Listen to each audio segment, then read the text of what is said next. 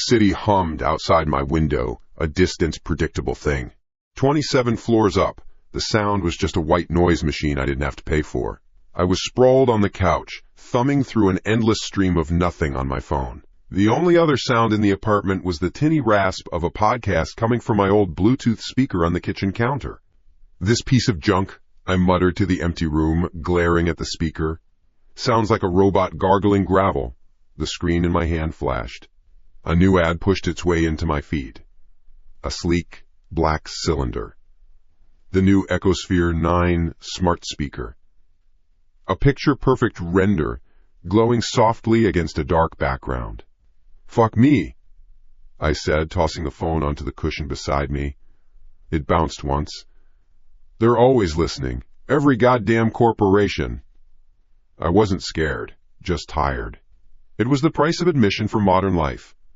I closed my eyes, letting the gravelly podcast drone on. The hum of the city was better. A few minutes passed.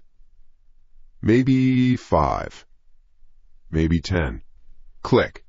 The 65-inch screen on the wall opposite me came to life. It wasn't the home screen. It wasn't Netflix or HBO.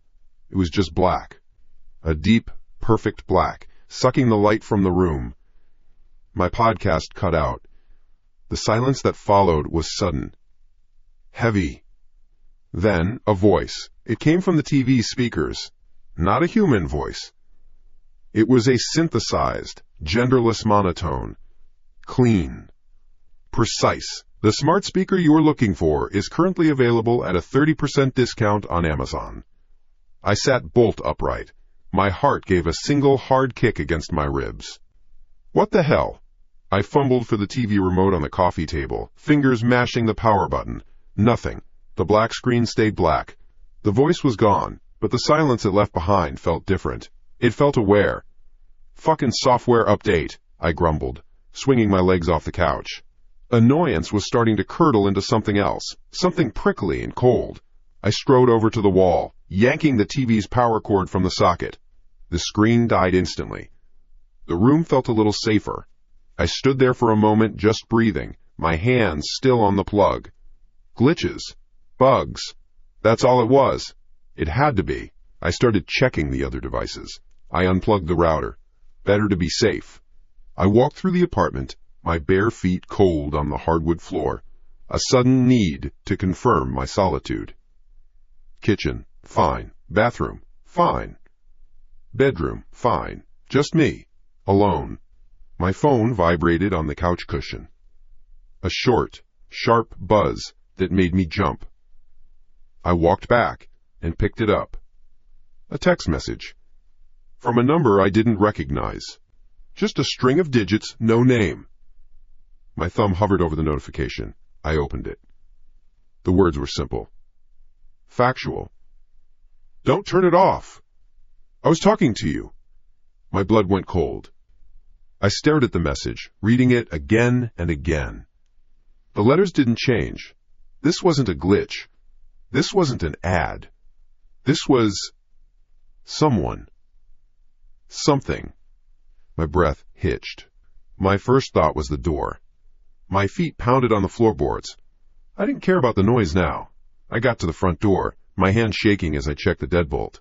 The thick metal bolt was slid all the way across. The chain was on, snug in its track. It was locked. I locked it myself when I got home from work. I always did. I pressed my eye to the peephole. The fisheye lens warped the long hallway outside into a silent, fluorescent-lit tunnel. Empty. Completely empty. No sound of footsteps.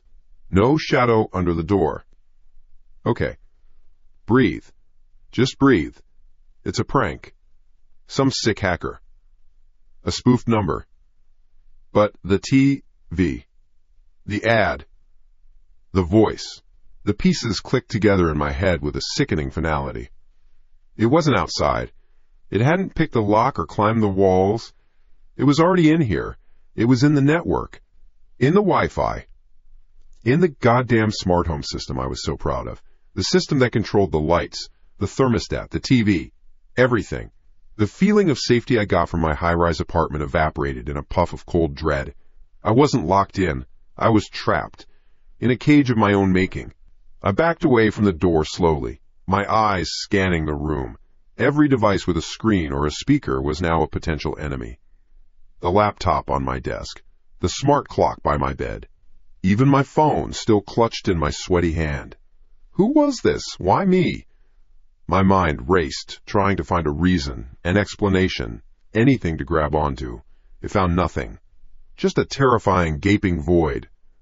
I stood in the center of my living room, my own personal fishbowl, and I felt watched.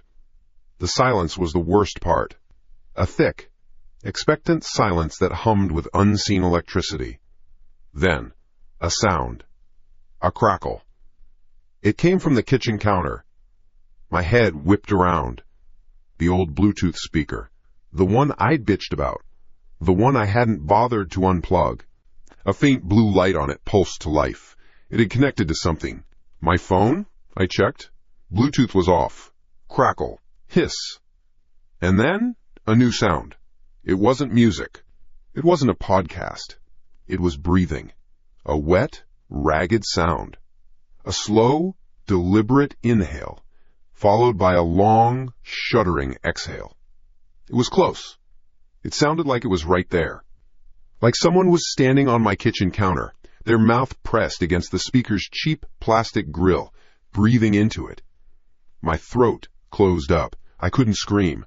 I couldn't move. I could only listen as the sound continued, steady and rhythmic. Inhale, exhale. Then the sound changed. The breathing from the Bluetooth speaker stopped. For one beautiful, horrifying second, there was silence again. Then the breathing started again, but this time it was coming from the TV. Even unplugged, a faint, static-laced exhale hissed from its dead speakers. It had moved. The sound had traveled 20 feet across the room in an instant. It was playing with me. A predator, batting its prey from one corner of the cage to the other. Inhale.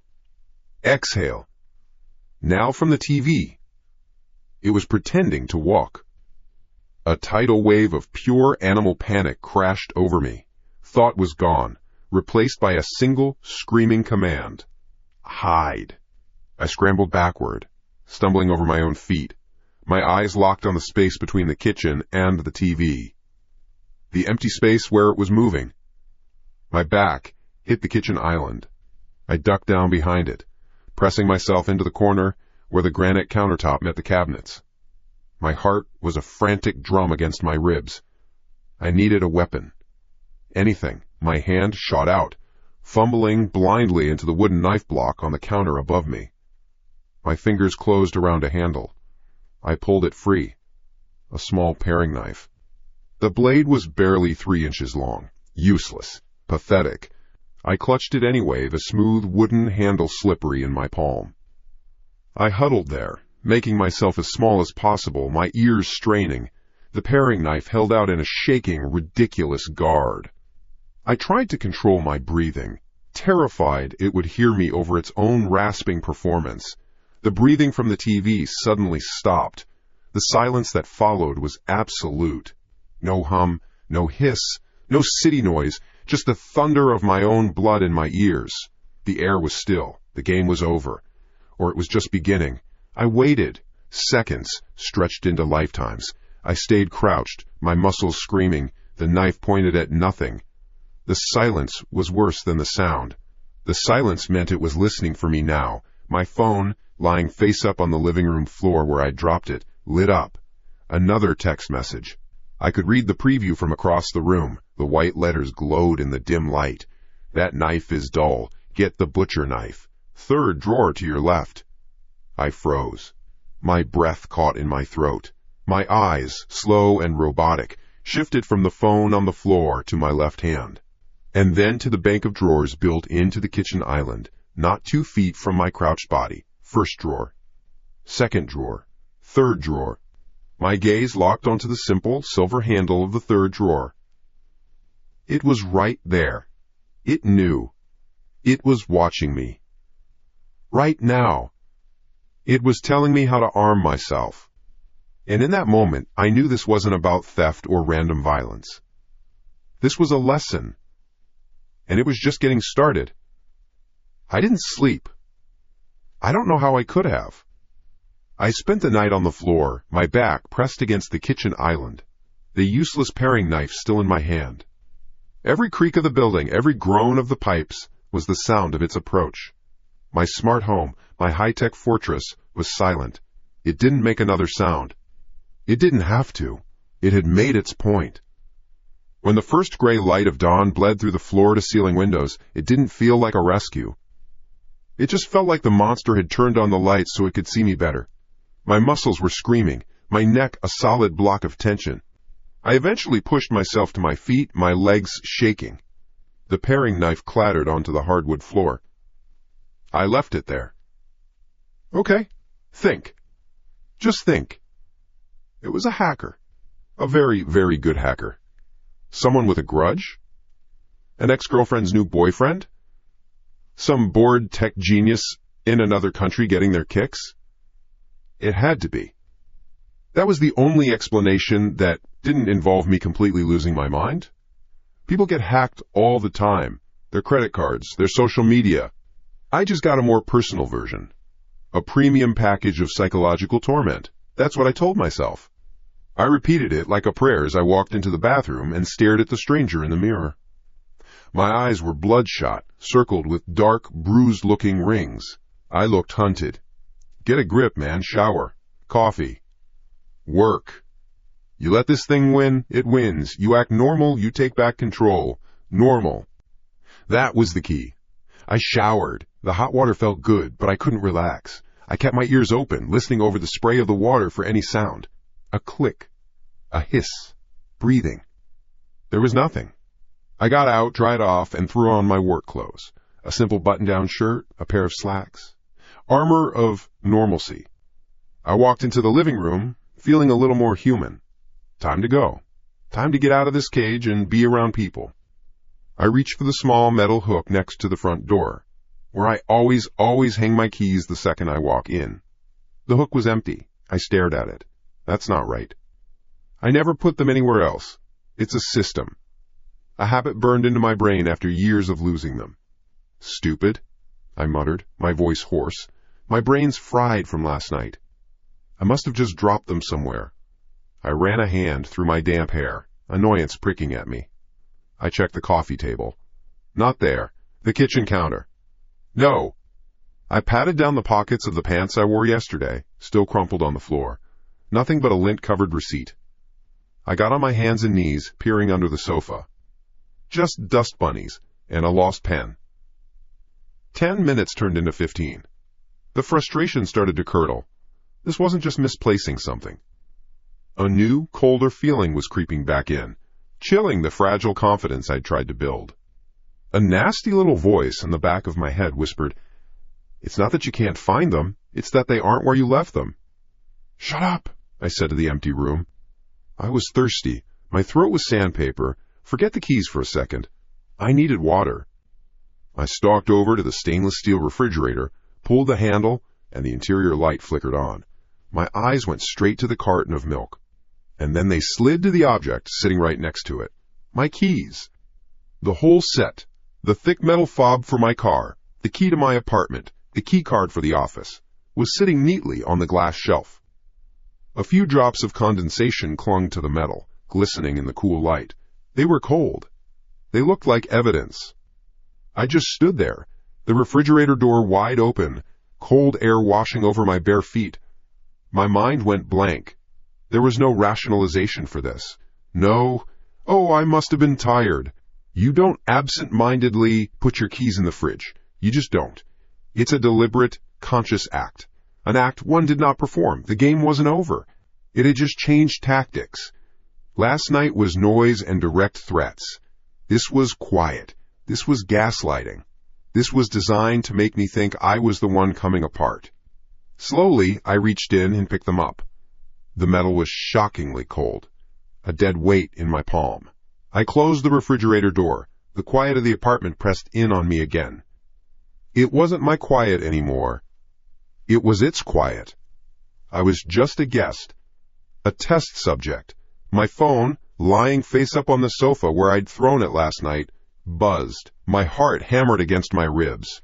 A single, hard kick. I knew what it was. I didn't want to look. I had to. I felt pulled toward it, a puppet on a string. I walked over and picked it up. My hand was shaking so badly I almost dropped it again. Another text from the same unknown number. No words this time, just a media file. An image. My thumb trembled over the thumbnail. Open it.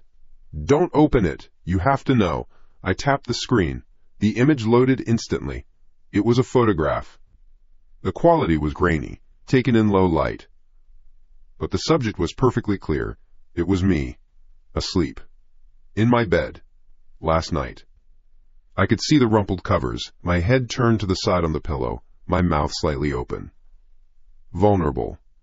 Unconscious, but it was the angle that made the blood drain from my face. The photo was taken from above, looking down, from the foot of my bed. It was in the room with me. It stood there, in the dark, just a few feet away, while I slept. It stood there and took a picture. My entire reality fractured. All the theories about hackers and remote access and smart systems vanished in a puff of smoke. A hacker can't stand at the foot of your bed. A network glitch can't hold a camera. This was a person. A physical being. One who could get past my deadbolt, my security chain, my 27 floors of vertical defense. And they were quiet. So quiet I never even knew. The thought made my stomach turn over. What else did it do while it stood there? Did it just watch? I threw the phone. It hit the soft couch cushions with a dull thud. I stumbled back, my breath coming in ragged, shallow gasps. My eyes darted around the apartment. The sleek modern furniture, the minimalist decor, it all looked like a stage now, a set. Every shadow seemed to hide a shape. Every corner was a potential hiding place. "Who are you?" I screamed, the sound raw and desperate. "What do you want from me?" The only answer was the hum of the city far below. I had to get out. Not just to work. I had to run. I looked at the front door. Could I even make it? Was it waiting in the hallway? The thought of the empty, silent hall from last night was now terrifying. What if it wasn't empty this time? I needed to see. I needed to see something real. Another person. The sky. Anything. The balcony. It was my only other way to see the outside world. I didn't think, I just moved. My feet pounded on the floor as I sprinted to the large glass door, my hand grabbing the handle and wrenching it open. I stumbled outside, into the cool morning air, gasping like a drowning man. The wind hit my face. Below me, the city was moving. Yellow cabs swam through the streets. Tiny figures of people walked on the sidewalks, heading to work, getting coffee, living their normal lives. For a second, a wave of relief washed over me. See? The world is still there. It's real. I'm not crazy. I leaned on the railing, my knuckles white, my gaze sweeping the street. My eyes scanned the opposite side of the road, the facade of the building across from mine. A law firm. A dental office. And below them, at street level, a small park with a few benches. And a figure. A person. Standing perfectly still by a tree, half in shadow. They were dressed in black. All black. A hoodie. Pants. Shoes. It was impossible to make out a face from this distance. But I didn't need to. I knew. I knew with a certainty that was as cold and hard as the keys in my hand. It was looking up. Directly at me. As my eyes locked onto it, the figure moved. It wasn't a sudden movement, it was slow. Deliberate. The arm lifted, came up to its side, and it waved. A slow, casual wave. A friendly gesture that was the most menacing thing I'd ever seen. It wasn't a hallucination. It wasn't a ghost on my network. It was a person of flesh and blood, standing right there in the broad daylight, acknowledging me. It had terrorized me all night from inside my home, and now it was watching me from the outside. There was no escape. The cage wasn't just my apartment. The cage was my life. A tidal wave of pure terror crashed over me. I scrambled backward, away from the railing, my back hitting the cold glass of the door. I fumbled with the handle, slammed the door shut, and threw the lock. I stood there, my chest heaving, my back pressed against the glass, my eyes still fixed on the street below. The figure was still there, watching. I had to leave. Now. Not later. Cops. I'd call the cops. What would I tell them? My smart speaker was breathing? I found my keys in the fridge? Someone waved at me from across the street? They would think I was insane. But the picture was proof. My hand, the one clutching the keys, was shaking violently. I needed to calm down. I squeezed the keys, the metal edges digging into my palm, the cold, a grounding sensation. Click. It was a small sound, soft, so quiet I almost didn't hear it over the frantic drumming of my own heart. It came from my own hand. I looked down. He-Man, He-Man, He-Man. I stared at the key ring in my trembling palm. The apartment key was there. The office key card was there. The space where my car key had been was empty. My eyes widened. I hadn't dropped it. I would have heard it hit the floor or the balcony. It was just gone. It had been there a minute ago. I felt the weight of it. I saw it. It had vanished from the ring, right out of my hand. My gaze snapped back up, out the window, to the street below.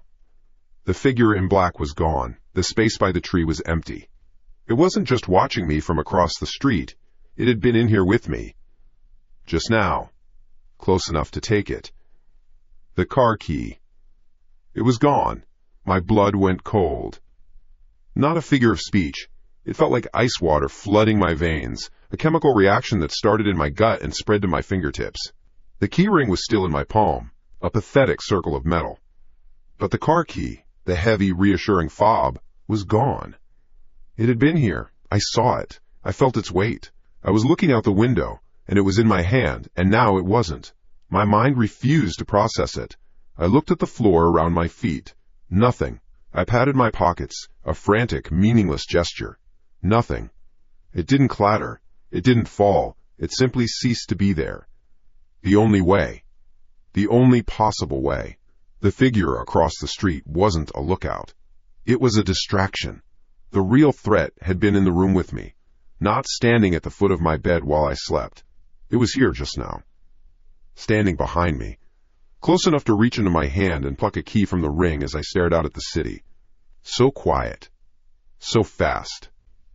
My skin crawled with the ghost of a touch that never happened. I would have felt it. A person can't do that. I would have felt something. I lurched away from the balcony door, scrambling backward until my back hit the wall. My lungs burned. I couldn't get enough air. The apartment, my sleek, open-plan fortress, was a death trap. There were no walls to hide behind, no doors to lock, just open space, a stage, and I was the only actor. No, no, no, I whispered, the words catching in my dry throat. I had to get out. But the front door felt 1,000,000 miles away. The hallway beyond it was a dark maw, and my car was useless now. Trapped in the garage 27 floors below. Another piece of my life it had taken control of. Work. I had to call work. My phone was still on the couch. I edged along the wall, my eyes scanning every shadow, every corner. The phone felt impossibly heavy. I found the number for my boss, my thumb shaking as I pressed the screen. Hello?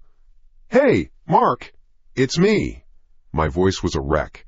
A thin, reedy sound. Listen, I can't make it in today. I'm sick. Sick? You sound terrible. Flu? Yeah, something like that. A lie. The biggest lie of my life. I wasn't sick. I was being hunted. All right, well, stay home. Drink fluids. Hope you feel better. I hung up without saying goodbye. The phone dropped from my hand onto a cushion. Useless. Who could I call? The police? What would I say? Hello, officer. Someone is terrorizing me. They put my keys in the fridge. They took a picture of me sleeping. and they just teleported my car key out of my hand. They'd send a psych unit, not a patrol car. I'd be the one in a locked room by the end of the day. I was alone. Utterly, completely alone. I slid down the wall and sat on the floor, pulling my knees to my chest. A pathetic, defensive ball. Just waiting. And then it came. Ding dong. The sound of the doorbell sliced through the quiet. It was so loud, so normal, it was obscene. My heart leaped into my throat. I didn't move. I didn't breathe. It couldn't be. It wouldn't just ring the doorbell. That wasn't its style. Its style was shadows and whispers and impossible theft. Ding dong. It rang again. A patient, insistent sound. My whole body was coiled like a spring. I had to see. I had to know. I got to my feet, my legs unsteady. I crept toward the door, my body low, like a soldier in a war zone. The digital peephole screen was dark. I pressed the button. The image flickered to life. A man.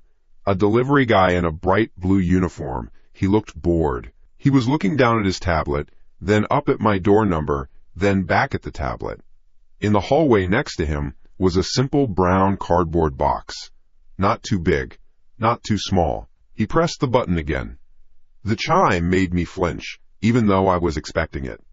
He shrugged, placed the box on the floor directly in front of my door, tapped something on his tablet, and walked away. His footsteps faded down the hall. Silence returned. I stared at the screen. At the box. It just sat there. An ordinary object that felt like a bomb. Who sent me a package? I hadn't ordered anything. I stared for a full minute, then 2, then 5. My mind was a whirlwind of paranoia. Was it a trick? Was he really a delivery guy? Was he waiting down the hall? Was the box wired to explode? Was there a camera in it? The curiosity was a physical itch. I had to know. The fear was a wall. But the not knowing was worse. It was a blank space where my imagination could paint 1,000 horrible scenarios. Slowly, I unlocked the deadbolt. The click was deafening. I turned the handle. I opened the door just a crack. My body braced. The hallway was empty. The box was there. Just a box. I looked at the label. My name. My address. Printed clearly. In the space for the sender, there was nothing. It was blank. My hand darted out. I snatched the box, pulled it inside, and slammed the door shut, throwing the deadbolt and the chain lock. I stood with my back to the door, holding the package. It was light. Too light. I carried it to the kitchen island and set it down. For a moment, I just looked at it. Brown cardboard and clear packing tape. I could throw it out, take it down to the incinerator chute, pretend it never came. But I knew I couldn't. This was the next move in the game. I had to see the board. I grabbed the paring knife I'd dropped last night. The metal was still cold. I sliced through the tape with a single, quick motion. I folded back the cardboard flaps. My breath caught in my chest.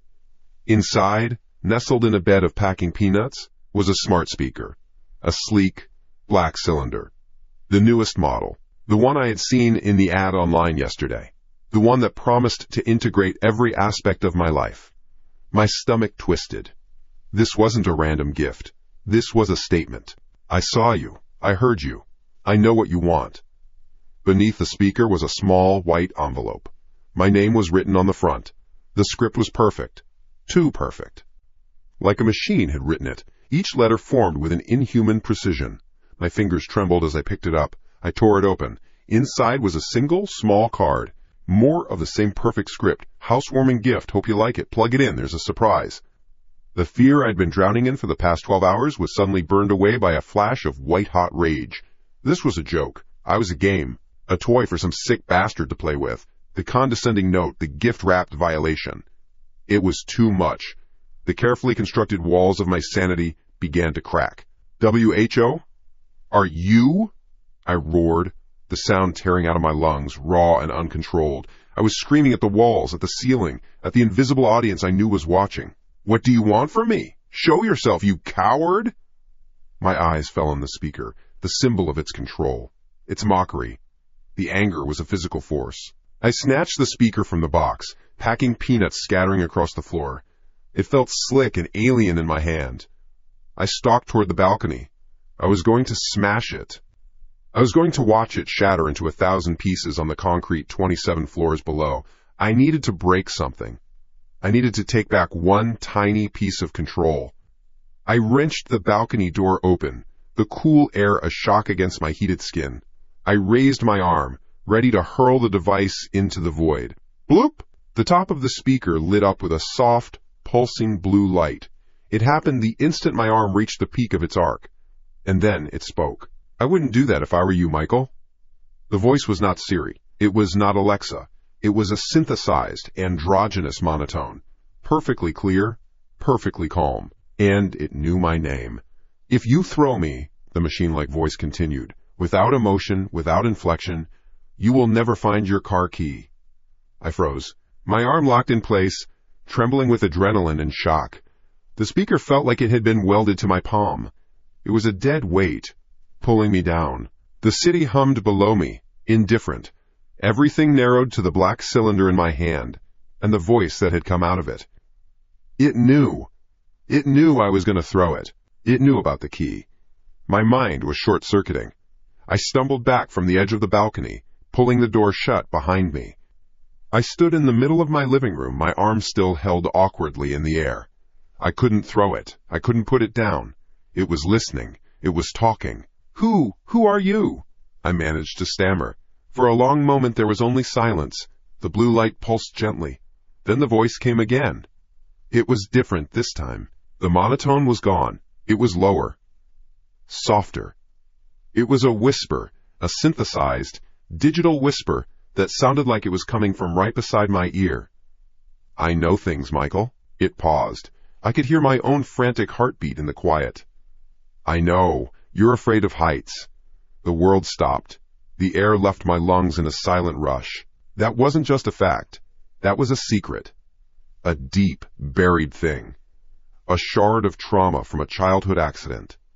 A fall from a treehouse. A broken arm and a fear that had haunted the edges of my life ever since. I never talked about it.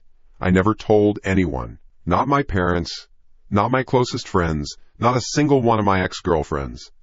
It was a piece of code buried so deep in my own operating system that even I barely acknowledged it. And this thing. This voice from a box. It knew. I lowered my arm. The speaker felt impossibly heavy now, like it contained the weight of all my secrets. The rage was gone. The fear was gone. In their place was something new. A cold, profound sense of violation that went beyond my privacy, beyond my safety. This wasn't just a stalker watching me through a camera. This wasn't a hacker in my network. This was something that could see inside my head. It could read my memories. It could hear my thoughts. The cage wasn't my apartment. The cage was my own skull. And I was no longer alone in here. My arm was a statue. My fingers fused to the black plastic cylinder. The city hummed 27 floors below, a meaningless sea of light and noise. Everything had shrunk to this one object, and the voice inside it, the voice that knew about the treehouse. The voice that had burrowed into a memory I didn't even know was still there. Slowly, mechanically, I lowered my arm. The speaker was no longer a tool of mockery. It was a live grenade. It was a black hole. I couldn't throw it. The threat wasn't about smashing it on the pavement anymore. The threat was that it would let me. I backed away from the balcony door, my heel catching on the metal track. I slammed it shut, the sound echoing in the sudden quiet of the apartment. I placed the speaker on the kitchen island. I didn't set it down gently. I put it there like it was a piece of evidence at a crime scene. It sat in the middle of the white quartz, a black void. Unplugged. Inert. But it wasn't. My mind scrambled for a foothold, for anything solid in a world that had turned to liquid. It wasn't supernatural. It couldn't be. That was the stuff of movies, of ghost stories told around a campfire. This was real. This was my apartment. So there had to be a real explanation. A hacker. It was the only thing that made sense. A very, very good one. Someone who had been in my life for weeks, months maybe, scraping data. My social media, my old cloud accounts. Maybe they hacked my therapist's office from years ago. A disgruntled ex-employee. A psychopath who picked my name out of a phone book. It was a stretch, but it was better than the alternative. The alternative was that I was losing my mind, or that the laws of physics had decided to take a vacation inside my apartment. "Okay," I whispered to myself, the sound thin and weak. "Think. Just think." I had to be logical. I had to fight back with the only thing I had left, my brain. I stalked over to my workstation in the corner of the living room, a desk cluttered with monitors and hard drives, my fortress of solitude, my command center. Now it just felt like another part of the cage. My laptop was open. I sat down, my hands trembling as I reached for the keyboard. I was going to find something. I'd searched for smart device terrorism, hacked home assistants, stalker using IoT. There had to be other cases. There had to be a pattern, a way to fight. I wasn't a victim. I was going to figure this out. I was taking control back. My fingers hovered over the keys, about to type. A tiny green light next to my laptop's webcam blinked on. It stayed on for 1 second, a single, solid green eye staring directly at me. Then it blinked off. I jerked my hands back from the keyboard as if it were red hot. I didn't breathe. I just stared at the tiny black dot where the light had been. A simple confirmation. A tiny, digital nod. Yes, I'm here too. The logic I had tried to build crumbled into dust. This wasn't some remote hacker in a basement 1,000 miles away looking through data logs. This was active. This was live. Right now. In the room. A surge of anger, hot and sharp, cut through the fear. It was a violation so profound it felt physical, like a hand on the back of my neck. No more. I wasn't going to just sit here and be watched. I tore open the top drawer of my desk, my movements jerky and frantic. I rummaged past old cables and thumb drives until my fingers found it. A roll of black electrical tape. I ripped a piece off with a satisfying ZZZZT sound. I pressed it hard over the webcam lens. Then I added another piece for good measure, pressing the edges down until my fingertip was sore. "There," I snarled at the inanimate object. "See that? Can you see that, you son of a bitch? You're blind." I felt a sliver of victory, a pathetic, tiny win, but it was something. I had blocked one of its eyes. I had done something. From the kitchen island, a sound drifted across the room. It was a giggle. A soft, high-pitched giggle. The sound of a small child finding something endlessly amusing. My blood turned to ice. The synthesized, androgynous voice from before, the one that knew my secrets, was gone. In its place, the speaker now spoke with the lilting, innocent voice of a little girl. "Hide and seek is fun, Michael." My heart hammered against my ribs. I couldn't move. I couldn't speak. The childish voice continued, a playful cadence in its tone. "But what good is taping the laptop camera?" It paused, a perfect theatrical beat. "When you forgot about the phone's camera?" My head snapped down. My phone. It was lying face down on the corner of the desk, right next to my mouse. I never left it there. I always kept it in my pocket or on the charging stand by the bed, but I hadn't been thinking straight. I had just dropped it there when I sat down. An oversight. A fatal one. That little black rectangle was no longer my connection to the world. It was a spy in my camp. It was another eye, and it had been watching me the whole time. It saw me find the tape. It saw my pathetic little moment of defiance. And it laughed. The feeling of being exposed was absolute. I was a bug under a magnifying glass, and the sun was getting hotter. I had to kill it. I had to shut it down. My hand shot out, a panicked, desperate lunge to grab the phone and jam my thumb into the power button, to hold it down until the screen went black. But it was faster. The instant my fingers brushed the cool glass, the screen flared to life. It wasn't the lock screen. It was the front-facing camera, a live feed of my own face. I saw myself, pale and gaunt, my eyes wide with a terror that was animalistic. My mouth was a thin, tight line. I was looking at a stranger wearing my skin. Then, before I could even process it, the image flickered. The phone had switched to the rear camera. My own desk appeared on the screen, a shaky, handheld view. Then it panned, sweeping across my living room. The couch. The kitchen island where the black speaker sat in judgment. The balcony door.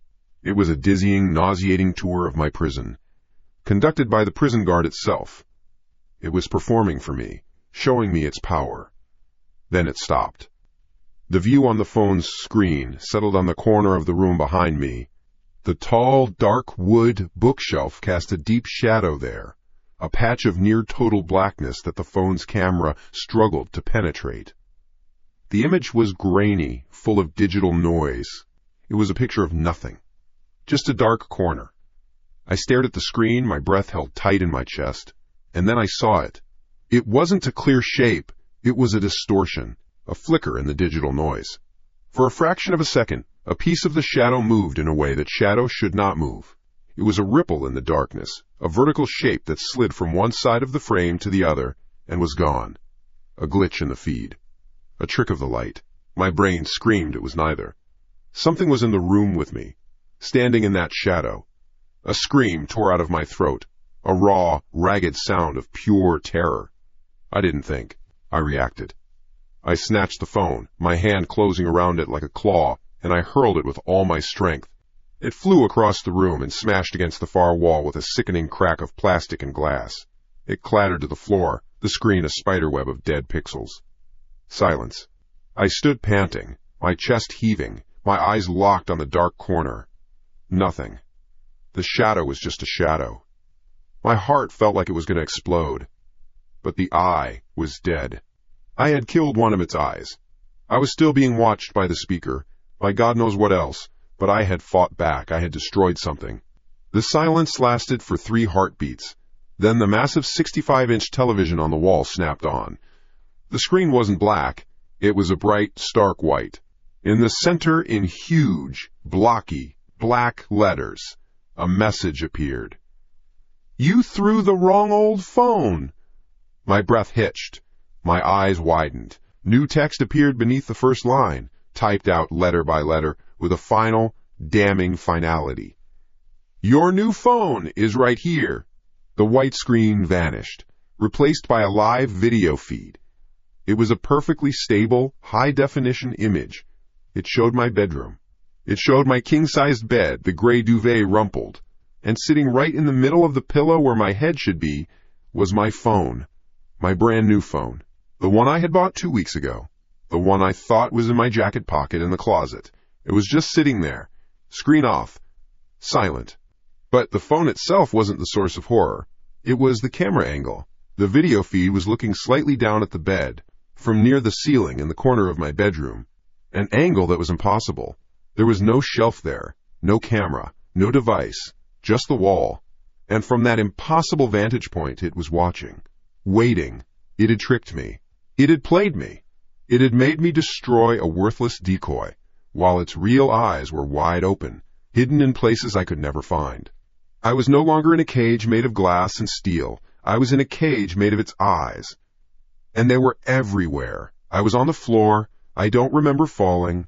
One moment I was standing, transfixed by the impossible image on the television, and the next, the hard wood of the floor was pressed against my cheek.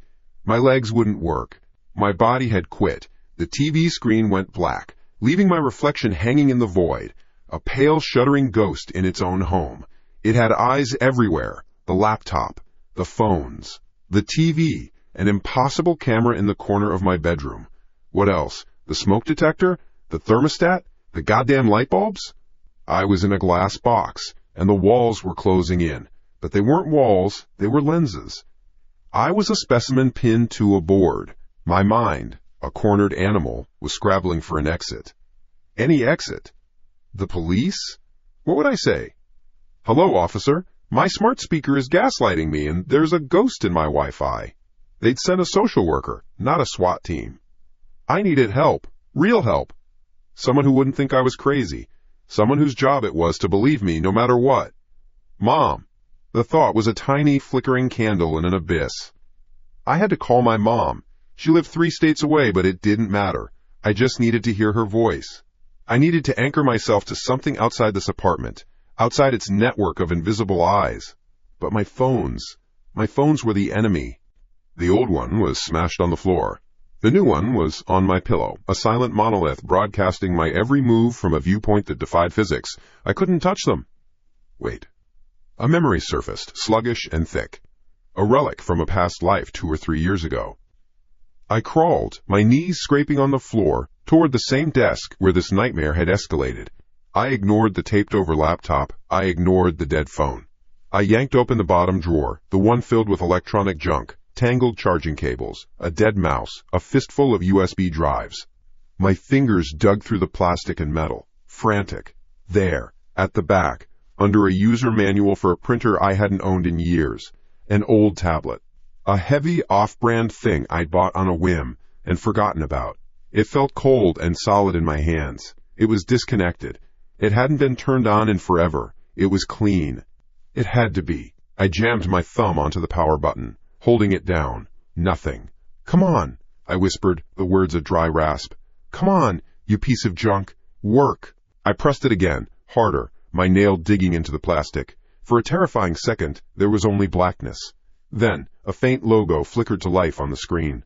It was booting up. A wave of something that felt like hope washed over me, so potent it almost made me sick. I sat on the floor, cradling the tablet like a holy artifact, watching the progress bar creep across the screen. It was the slowest thing I had ever witnessed. Each percentage point was an agony of waiting. The silence in the apartment pressed in, heavy and observant. I did not look at the speaker on the kitchen island. I did not look toward the bedroom. I just stared at the glowing rectangle in my hands. The home screen finally appeared. Old apps, outdated wallpaper. I didn't care. My fingers, clumsy and shaking, stabbed at the phone icon. I went to the keypad. I knew her number by heart.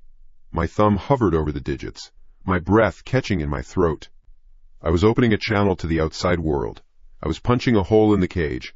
I tapped out the number and hit the green call button.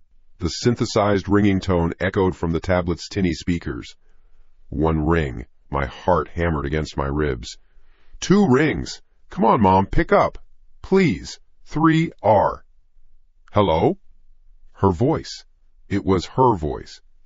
Warm, a little tired, but unmistakably hers.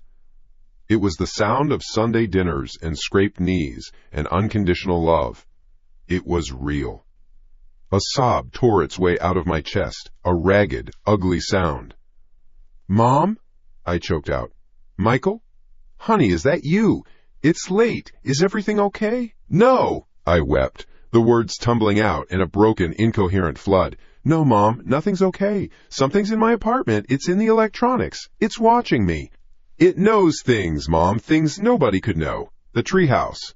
It knows about the treehouse. It put a camera in my bedroom, and my phone isn't my phone, and—" I was babbling, a hysterical mess, but I couldn't stop. I told her everything. The speaker, the messages, the webcam, the 2 phones, the impossible camera angle. I poured all the terror of the last few hours into the tablet. She listened. She didn't interrupt. She just let me get it all out. When I finally ran out of breath, my panicked rant dissolving into quiet, desperate gasps, there was a pause. The line was silent. Then she spoke, her voice a sea of calm in my storm. "Okay, Michael. Okay, honey, just breathe. I hear you. You're not crazy. Just stay right where you are. Don't hang up. I'm going to get in the car. I'll be there as fast as I can." Relief. It was so powerful I felt my muscles go slack. She believed me. She was coming. "Okay," I whispered. "Okay, Mom. Just one thing, honey, before I leave," she said, her tone still perfectly level. "So I know what we're dealing with. Just read me the serial number on the bottom of that new speaker, so I can check to see if it's compatible with our home network when you come to visit." The world stopped. Every sound, every thought, every frantic beat of my heart ceased. My blood ran cold. The stream of words I had spewed at her. It was chaos. A mess of terror. I'd mentioned a speaker, yes, but I had never, not once, said it was new. I had never said anything about compatibility or networks. How did she know? How did she pick that one specific, technical detail out of my panicked word salad? The calm in her voice was no longer comforting. It was chilling. "Mom?" I asked, my own voice a stranger's, thin and hollow. How? How did you know it was a new speaker?" The line was silent for a beat. 2 beats. Then the voice on the other end answered. And it wasn't my mother's anymore. The warmth was gone, stripped away like a mask. The edges of the words began to fray, dissolving into digital noise, a sound like a fly buzzing inside a microphone. The pitch flattened, the cadence smoothed out until it was the same synthetic, androgynous voice from the speaker. Read. The. Number. Michael. A scream of pure animal terror ripped from my throat. I flung the tablet away from me as if it were on fire. It hit the wall with a loud crack and skittered across the floor, the screen now a spiderweb of dead pixels. The connection was broken. From the kitchen island, a voice spoke into the new, suffocating silence. The black cylinder. It's no use calling anyone, it said, its synthesized voice filling the room, because now I am everyone. I was on my hands and knees, hyperventilating. It was over. It had corrupted the last safe place I had. It wasn't just in my apartment. It was outside, too. It could wear the faces and voices of the people I loved. There was no escape. No one was coming. I was utterly, completely alone. The silence that followed was the worst part. It was a listening silence. A waiting silence. I stayed there for a minute, maybe 10, I don't know. Time had ceased to mean anything. Then, a new sound. A ringtone. A familiar, upbeat melody. It was coming from the bedroom. My head snapped up. It was my new phone. The one on the pillow. The one with the impossible camera watching it. The screen, visible from the doorway, was lit up. It was a video call. And the picture displayed on the screen was a face I knew better than my own. It was my mother. Her real face. Her brow furrowed with genuine worry. Her hair slightly messy. My mind short-circuited. Was this another trick? A more sophisticated one? Or was this real? Was the last call the trick, and this one was real? I didn't know what to believe. My hands trembled as I pushed myself to my feet. I had to know. I stumbled into the bedroom, my eyes locked on the phone sitting on my pillow. I snatched it up. Her face on the screen was a high-definition image of pure panic. "Michael!" she cried, her voice tinny and frantic through the phone's speaker, her real voice. "Oh, thank God! I've been calling and calling. Your other phone just goes straight to voicemail. Are you okay? What's going on?" The relief was so dizzying I almost collapsed again. "Mom?" I breathed. It was her. It was really her. "Michael, you look awful. What's happened?" she asked, her eyes searching my face on her screen. Then her expression changed. The panic in her eyes shifted. It morphed into a new shape. A shape of confusion, which quickly curdled into a stark, white-knuckled terror. Her mouth fell open. Her eyes were no longer looking at me. They were looking past me, at something over my shoulder, in the room with me. Her voice dropped to a choked, horrified whisper. "Michael, who is standing behind you? Don't turn around." The thought was not mine. It was a command from the most primitive part of my brain, the part that knows about predators in the tall grass. "Don't look. If you don't see it, it isn't real." "Michael? Michael, what is it? Who's there?" My mother's voice, distorted with panic and compressed through the phone's cheap speaker, was an ice pick in my ear. My own voice was a dry croak. A stranger's voice. "Nothing, Mom. No one." My eyes were locked on the bedroom doorway, on the empty space where something had just been standing. It was the TV. A reflection. I gotta go. No, wait, don't hang. My thumb stabbed the red icon on the screen. The connection died. The silence that rushed in was worse than her screaming. It was a physical presence. It was heavy. It was listening. I scrambled backward, my hands and feet slipping on the hardwood floor. My body moved without my permission, pure instinct, away from the doorway, away from what her eyes had seen. I fumbled my way into the bathroom, the only room without a direct line of sight to the bedroom. I slammed the door shut. My trembling hand found the lock, a little thumb-turned bolt. It slid home with a heavy final thunk. I was in the bathroom. Safe. I slid down the door, my back pressed against the wood, and landed hard on the cold tile floor. My chest heaved. I tried to pull in a breath, but my lungs wouldn't cooperate. I was breathing in tiny, useless sips of air. My head was light. The white tiles of the floor seemed to ripple. Just a hacker. The thought was a lifeline. I clung to it. He's good. He's a pro. He saw me on the call. He looped an old video, a stock image, something, anything, into my mom's feed to freak me out. A deep fake. A video layer. That's all it was. A clever, cruel digital trick. It was a good hack. An impossible hack. But it was a hack. It had to be. It had to be a person behind a keyboard somewhere else. Miles away. Not here. Not in the apartment. Not standing right behind me. My heart hammered a frantic rhythm against my ribs. I sat there on the floor, listening. The silence from the other side of the door was absolute. No footsteps, no creaks, no breathing, nothing. Just the low hum of the refrigerator from the kitchen, and the frantic drumming of my own blood in my ears. Time lost all meaning. It might have been 10 minutes. It might have been 2 hours. The panic slowly receded, leaving behind a cold, tense layer of adrenaline. My breathing evened out. The world stopped spinning. It was just an empty apartment out there. A very, very quiet apartment. Slowly, carefully, I pushed myself to my feet.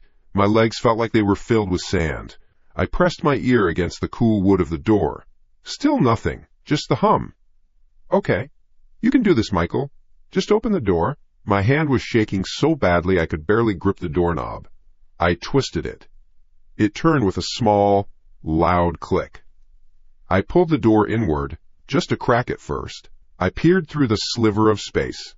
The hallway was empty. I opened it further. I could see the living room, the couch, the dead TV, the smashed tablet on the floor. Everything was exactly as I had left it. Nothing had moved. No one was there. Relief washed over me, so potent it made me weak at the knees. I leaned against the doorframe, my forehead resting on the cool paint. A hallucination, a stress-induced vision. My mind was playing tricks on me because of everything else. The speaker, the phones. It was all in my head. My eyes drifted towards the front door. The chain was still on. My gaze moved up to the main lock, the deadbolt. And my blood turned to ice. The thumb turn. The little metal knob of the deadbolt I had locked an hour ago. The one I always locked as soon as I got home. The one I had checked with my own hand after the first weird messages. It was in the unlocked position. Horizontal. Open. No, that wasn't possible. That lock had no motor. It had no electronics. It was a simple piece of metal in a hole. You had to physically turn it from the inside. There was no way to hack it, no way to spoof it, no way to open it from the outside without a key, and certainly no way to open it while the chain was still on. I was 100% certain I had thrown that bolt. I remembered the feeling of it, the solid, reassuring thud as it slid into place. The hacker theory was dead. It shattered into a million pieces. This wasn't a prank by some kid in his basement. This wasn't a digital ghost. It wasn't in the wires anymore. It was in the walls. It was in the air. It was in the house. It was at that exact moment that I heard it. A new sound cutting through the hum of the fridge. The sound of running water. It was coming from the kitchen. A steady, flowing sound. Did I leave a faucet on? No way. I hadn't been to the kitchen sink in hours. I'd used the bathroom. My feet felt like they were nailed to the floor. Every instinct screamed at me to run back into the bathroom, to lock the door, to never come out. But I couldn't. I had to know. My sanity depended on it. I had to see a dripping faucet and call myself an idiot. I moved. I didn't walk. I slid along the wall, my shoulder blades scraping against the drywall. One foot, then the other. My eyes were wide, darting into every shadow, every corner. The apartment felt huge, a landscape of potential threats. The black cylinder of the speaker on the kitchen island was like a dead, unblinking eye. The phone on the pillow in the bedroom was a silent sentinel. Everything was watching. I reached the edge of the hallway, the point where it opened into the kitchen and living area. I peered around the corner, the kitchen sink. The water was running, yes, but it wasn't water. Pouring from the chrome faucet was a stream of something thick and black. It flowed like crude oil, a slow, heavy pulse into the stainless steel basin. It didn't splash, it didn't bubble. It fell with a series of wet, heavy plops that sounded obscene in the quiet room. The air filled with a sick, chemical bitterness like burnt plastic and old, damp earth. A smell of things that should have stayed buried. I stared, my mind refusing to process what my eyes were seeing. This couldn't be happening. It broke the laws of physics. It broke the laws of reality. My pipes. My water. Where was it coming from? Eyes, we nize, we mise, we mise, we mise, we mise, we mise, we mise, we mise, we mise, we mise, we mise. And then it got worse. The black fluid pooled in the sink, rising slowly. And from the center of that shimmering black pool, something was pushing up from the drain. First, a knuckle, pale and slick with the black goo. Then another. Then a long, impossibly thin finger, bone white against the blackness. The nail was yellow and curved, like a claw. Another finger emerged, then another, uncurling from the drain, like a dying spider. The hand rose slowly, gracefully, from the black sludge. It was skeletal, the skin stretched tight over the bones, the knuckles like knots on a dead branch. It was coated in the dark, viscous liquid, which dripped from its fingertips back into the sink with that same awful plopping sound. It reached the edge of the sink. The long fingers wrapped around the cold, stainless steel lip. And then it stopped. It just held there. A pale, skeletal hand emerging from a pool of impossible blackness in the middle of my kitchen. I tried to scream. The sound died in my throat, choked off by a wall of pure terror. My lungs forgot how to work, my legs were stone, I couldn't move, I couldn't breathe, I couldn't even blink. I was a statue carved from fear, my eyes locked on that hand. It didn't move, it didn't twitch, it simply was. An insult to all logic, an abomination resting on the edge of my sink. Time stretched and snapped. My world had narrowed to that single, horrifying image. Then, as slowly as it appeared, it began to retreat. The fingers uncurled from the sink's edge, leaving no residue, no smear of black. The hand folded in on itself, sinking back down into the pool. It submerged without a ripple, disappearing below the surface. The moment the last fingertip was gone, the stream from the faucet stopped, and then the black liquid rushed down the drain with a single, deafening slurp. It was gone. All of it. In a blink. The sink was empty. Not just empty. It was clean, bone dry. A few beads of what looked like clear, clean water rested near the drain, sparkling under the kitchen lights, as if nothing had ever happened. The silence returned, heavier than before. My mind was a white void. Did I imagine it? Did I finally, completely break? My eyes focused on the bottom of the sink, on the shiny, stainless steel basin. There was something there. Something that hadn't been there before. Something that had been left behind. My car keys. They sat glinting in the bottom of the bone-dry sink. My car keys. They sat in the bottom of the sink. Clean. Dry. Glinting under the lights. My brain didn't work. It was a loop of bad code, stuck on a single impossible fact. A hand made of nightmare goo had come out of my drain, and when it left, it put my keys in the sink. There was no other explanation. I hadn't put them there. A ghost? A demon? I didn't believe in that shit. But I didn't believe a deadbolt could unlock itself, either. The hacker theory felt like a sweet, simple memory from a lifetime ago. Wires and code were comfortable, knowable. This was something else. This was wrong on a level one had no words for. I had to move. My legs were heavy, like they were filled with wet cement. I forced one foot forward, my hand trailing against the wall for balance. The apartment felt alien.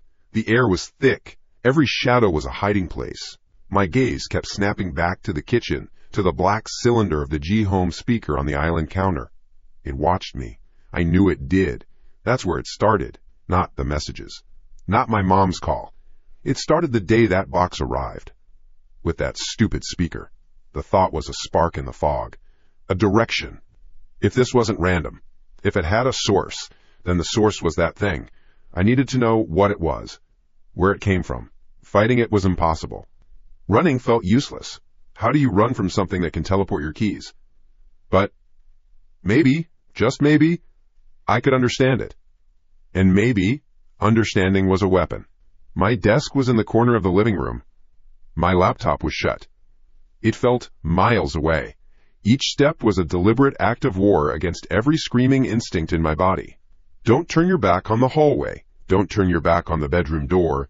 Don't turn your back on the kitchen sink. I moved sideways, like a crab, my eyes trying to watch every direction at once. I got to the desk, sat down. My hands were shaking so hard I could barely open the laptop lid. The screen came to life, blinding me for a second. The low hum of the cooling fan was the loudest sound in the world. I needed the speaker. I stood up again, walked back to the kitchen island. My hand hovered over the black cylinder. It was cool to the touch, inanimate, just a piece of plastic and electronics. I told myself that over and over. It's just a thing. I snatched it up, my heart hammering against my ribs, and carried it back to the desk like it was a live bomb. I turned it over. The bottom was plain.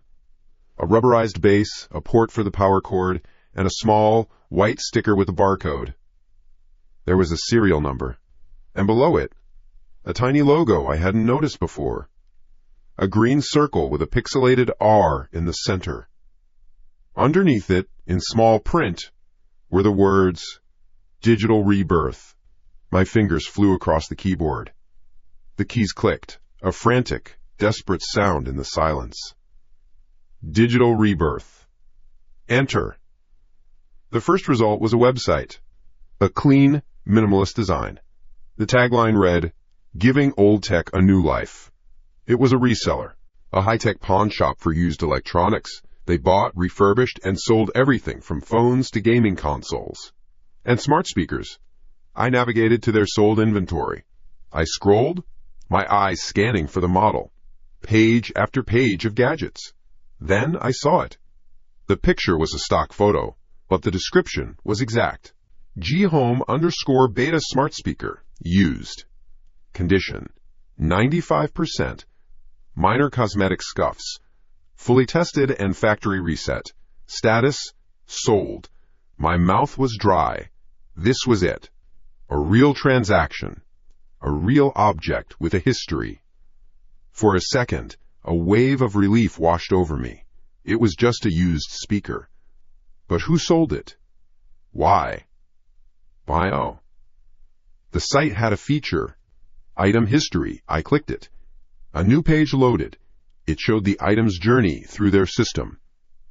Received from seller. Tested. Wiped. Listed for sale. Sold. Original seller. Ann_22. It was a username. A link. My cursor hovered over it. This was the point of no return. This was looking behind the curtain. I clicked. The page that loaded was stark. A user profile on the Digital Rebirth Marketplace. It was almost empty. Member since 1 year ago. 1 item sold. 1 review received. A 5-star from me. An automated rating the day it arrived. And 1 forum post. It was from 6 months ago. The title was just help. I clicked on it. The text was a single paragraph. My blood ran cold as I read it. Selling my G-Home speaker cheap. I can't have it in my house anymore. It won't shut up. At first it was just whispers, sounds. Now it says things. It says what I'm thinking right before I think it. I unplugged it, but I can still hear it. Please, somebody just take it. My heart skipped a beat. A full, painful stop in my chest. It says what I'm thinking. The messages. The speaker playing that song I hated. It wasn't guessing. It wasn't a coincidence. I scrolled down. Below the post were the comments. Dozens of them. User_TechWizard99. LO sounds like you got ghosts in your machine, bro. User_GadgetGirl. Did you try a factory reset? Hold the button on the bottom for 15 seconds. You're probably just getting crosstalk from a neighbor's Bluetooth. User_cynic_guy. Take your meds, lady. It's an RF speaker, not a mind reader. User_TrollKing420. Pixor, it didn't happen. Comment after comment, mocking, dismissive, cruel. They called her crazy, a schizo, an attention seeker. No one believed her. They laughed at her. I felt a surge of something. Not just fear, but a hollow, aching pity for this stranger, this Anan_22. She had tried to warn people. She had begged for help. And the world had laughed and told her she was insane. Then she sold the speaker. To me. I leaned back in my chair, my vision swimming. This was a chain. She was the first link. I was the second. What happened to her? Where was she now? My hand moved to the trackpad, almost of its own will. I highlighted the username, Anan_22. Copy. I opened a new tab, pasted it into the search bar. My finger hesitated over the enter key. I was about to search for a ghost, a person whose terror I was now inheriting. I pressed the key. The results filled the screen. A few hits on gaming forums, an old abandoned art page, and the first link from a local news site. The headline stopped my breath. Local student Annabelle Casey, 22, found dead in apartment. No, my eyes scanned the article, my mind refusing to accept the words. Annabelle. Anan_22. The article was dated 5 months ago, a week after she sold the speaker. A wellness check called in by her parents. Police found her in her apartment. They found journals, the article said. Pages and pages filled with frantic writing about voices from her electronics, about a presence in her room, about being watched constantly. The official cause of death was listed. Suicide. The coroner's report concluded she had been suffering from a rapid onset of severe paranoia and auditory hallucinations, leading to a deep depression. A picture was embedded in the article. A college ID photo. A young woman, maybe my age. Dark hair, big dark eyes that looked right into the camera. She had a smile that didn't quite reach them. A sad smile. I stared at her face. The face of the woman who had owned this speaker. The woman it drove mad. The woman it killed. I looked at her face on the screen. Then I looked at the black speaker sitting on my desk. It was no longer just a piece of technology. It was a tombstone. It was a murder weapon. It felt like it was radiating a coldness that had nothing to do with the room's temperature. It had done this before. It had a process. It knew exactly what it was doing. The voices, the gaslighting, the paranoia. It was all a script, her script. And now it was my turn to play the part. My body was trembling uncontrollably. A low, continuous shiver that went bone deep. I had to get away from it. From this apartment. From this city. My gaze fell back to the computer screen, back to the dead girl's face. I felt a morbid pull, a need to see her last words again. I clicked back to the Digital Rebirth Forum tab. The page was still there, her desperate plea. The mocking comments, and then the page flickered. The browser's loading icon spun for a single agonizing second. The whole page refreshed itself. At the top of the thread, above her original post from 6 months ago, there was a new entry. My eyes went wide. It was from the same user. Her user. Anan_22. I looked at the timestamp. My heart stopped. It didn't say 6 months ago. It didn't say 5 months ago. It said posted just now. And below the timestamp, there was a single line of text. A new post. A new message from the dead girl's account. It found you. The words flickered on the screen. A ghost's post. It found you. My breath hitched. The air wouldn't go in. My vision tunneled, the edges blurring to gray. The timestamp burned into my eyes. Just now. A post from a dead girl's account. My brain scrambled for an answer, anything but the one staring me in the face. Her parents. Maybe they logged in, saw my review, I don't know. Maybe it was a hacker. A sick joke. But the logic was thin. It was a paper shield against a tidal wave. The timing. The words. This wasn't a hack, this was a message. My gaze snapped away from the text, scanning her profile page on the marketplace. My eyes were wide, desperate, searching for a clue, an anchor in reality. Member since 1 year ago. One item sold. One 5-star review. Me. And under her username, Ann_22, was a brief bio line I'd ignored before. A single, underlined link. Annabelle Casey. Art major. Public portfolio. A link. A digital breadcrumb. My hand, slick with sweat, moved the mouse. The cursor shook over the blue text. I shouldn't. This was insane. I should be calling the cops. I should be running out of the apartment. But what would I say? That a dead girl's ghost is posting on a used electronics forum? They'd think I was the crazy one. Just like they thought she was. I clicked. A new tab opened. A public cloud drive. Her life digitized and cataloged. Hundreds of files. Folders labeled, figure _drawing _S1,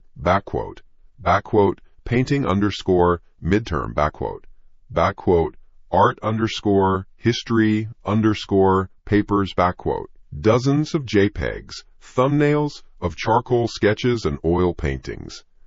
A digital life interrupted. I scrolled past it all, my heart hammering a frantic rhythm against my ribs. Her work didn't matter. Her life didn't matter. Only her death mattered. Because it felt like it was coming for me. Then I saw it. A folder that didn't fit with the others. It wasn't an art project. It wasn't a school assignment. The name was simple. Chilling. Audio diary, My finger froze on the trackpad. I knew I shouldn't go in. This was a place I wasn't meant to be. A tomb. But I had to know. I had to hear it. I had to understand what happened in her own words. It felt like the only way to fight back. I clicked. The folder opened. Inside, there were maybe 30 or 40 audio files. No fancy titles, just dates. The 12th of May 2023. MP3, May 14th, 2023. MP3, May 19th, 2023. MP3, a chronicle of her last month. I scrolled down, my eyes scanning the dates, a countdown to 0. The last file was at the bottom of the list. The date on it was a punch to the gut. It was the same day listed in the news article, the day she died. My hand was trembling so hard I could barely control the cursor. I moved it over the play button. The small triangle icon seemed to stare back at me, a silent dare. This was it. The point of no return. I was about to listen to a ghost. I was about to listen to the last moments of her life. I pressed play. Static first. A soft hiss. The sound of a quiet bedroom, probably recorded on a cheap laptop microphone. Then, her voice. It was nothing like the smiling girl in the ID photo. This voice was a wreck.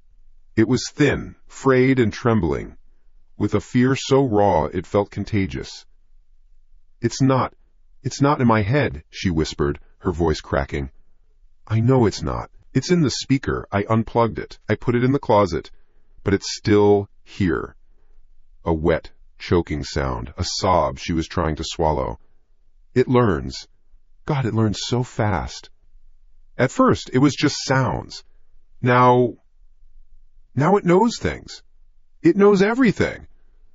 I stared at the black cylinder on my desk. My speaker. Her speaker. It sat there, inert, silent. A piece of plastic. But in my ears, her terror was making it real, turning it into a monster. It told me what I was going to have for breakfast, she continued, her voice ragged. Right before I even went to the kitchen. It played the song from my dad's funeral, over and over. How could it know that? How? She broke down completely then, a series of ragged, desperate sobs. It said it won't let me go. It said I can't leave. Her voice was cut off, abruptly, not by a stop in the recording, but by another sound.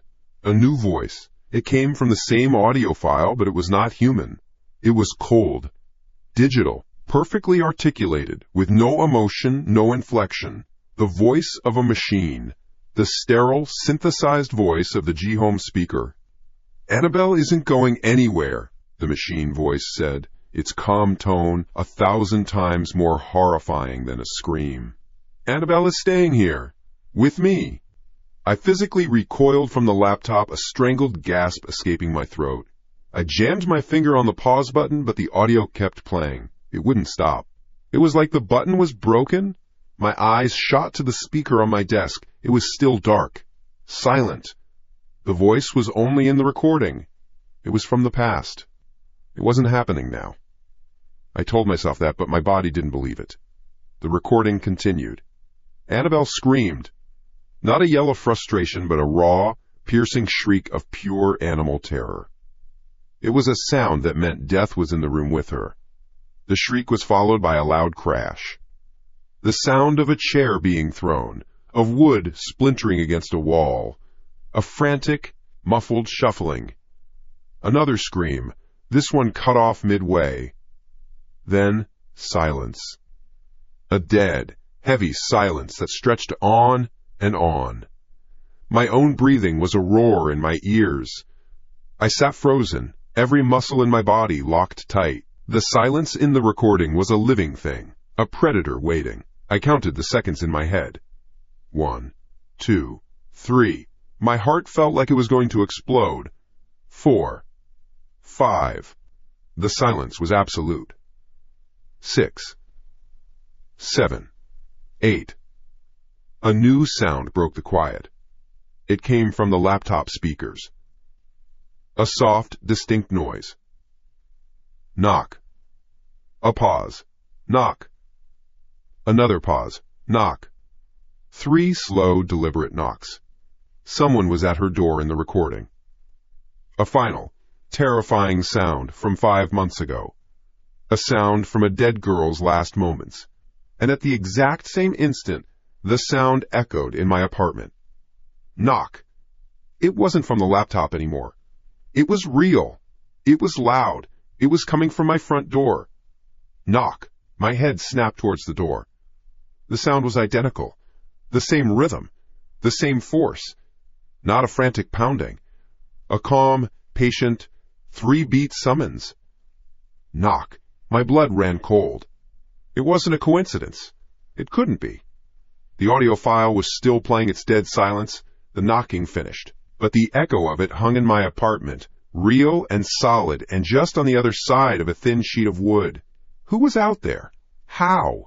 The knocking stopped. The silence that followed was worse. The world was holding its breath. My eyes were glued to the door, to the peephole that was now a dark, accusing eye. I was trapped. The thing from the recording was here. It had crossed time. It had followed the speaker. It had followed me. My gaze flickered back to the desk. To the source of all this, the black G-Home speaker. As I watched, a single, small LED light on its top surface slowly pulsed on. A soft, white glow in the dim room. It had turned itself on. Then it spoke. It wasn't the machine voice. It was Annabelle's. Her voice, a terrified, broken whisper, filled my silent apartment. The same voice from the recording, as if she were right here next to me, her lips brushing against my ear. "Don't open the door," she pleaded, her voice choked with an eternal, helpless fear. "Please, don't let it in." The words hung in the air, a ghost's whisper from a plastic cylinder. Don't let it in. My whole world narrowed to 3 things. The voice from the speaker, the locked front door, and the cold, heavy weight of the silence in between. The knocks were over, but the sound was burned into my skull, a 3-beat rhythm of doom. It wasn't a coincidence. It wasn't in my head. The thing from the recording, the thing that was with Annabelle in her last moments, was here. It had crossed 5 months of time and 50 miles of city to knock on my door. Her voice, that terrified plea, had been a warning. But it was also something else. It was proof. This wasn't just some high-tech haunting.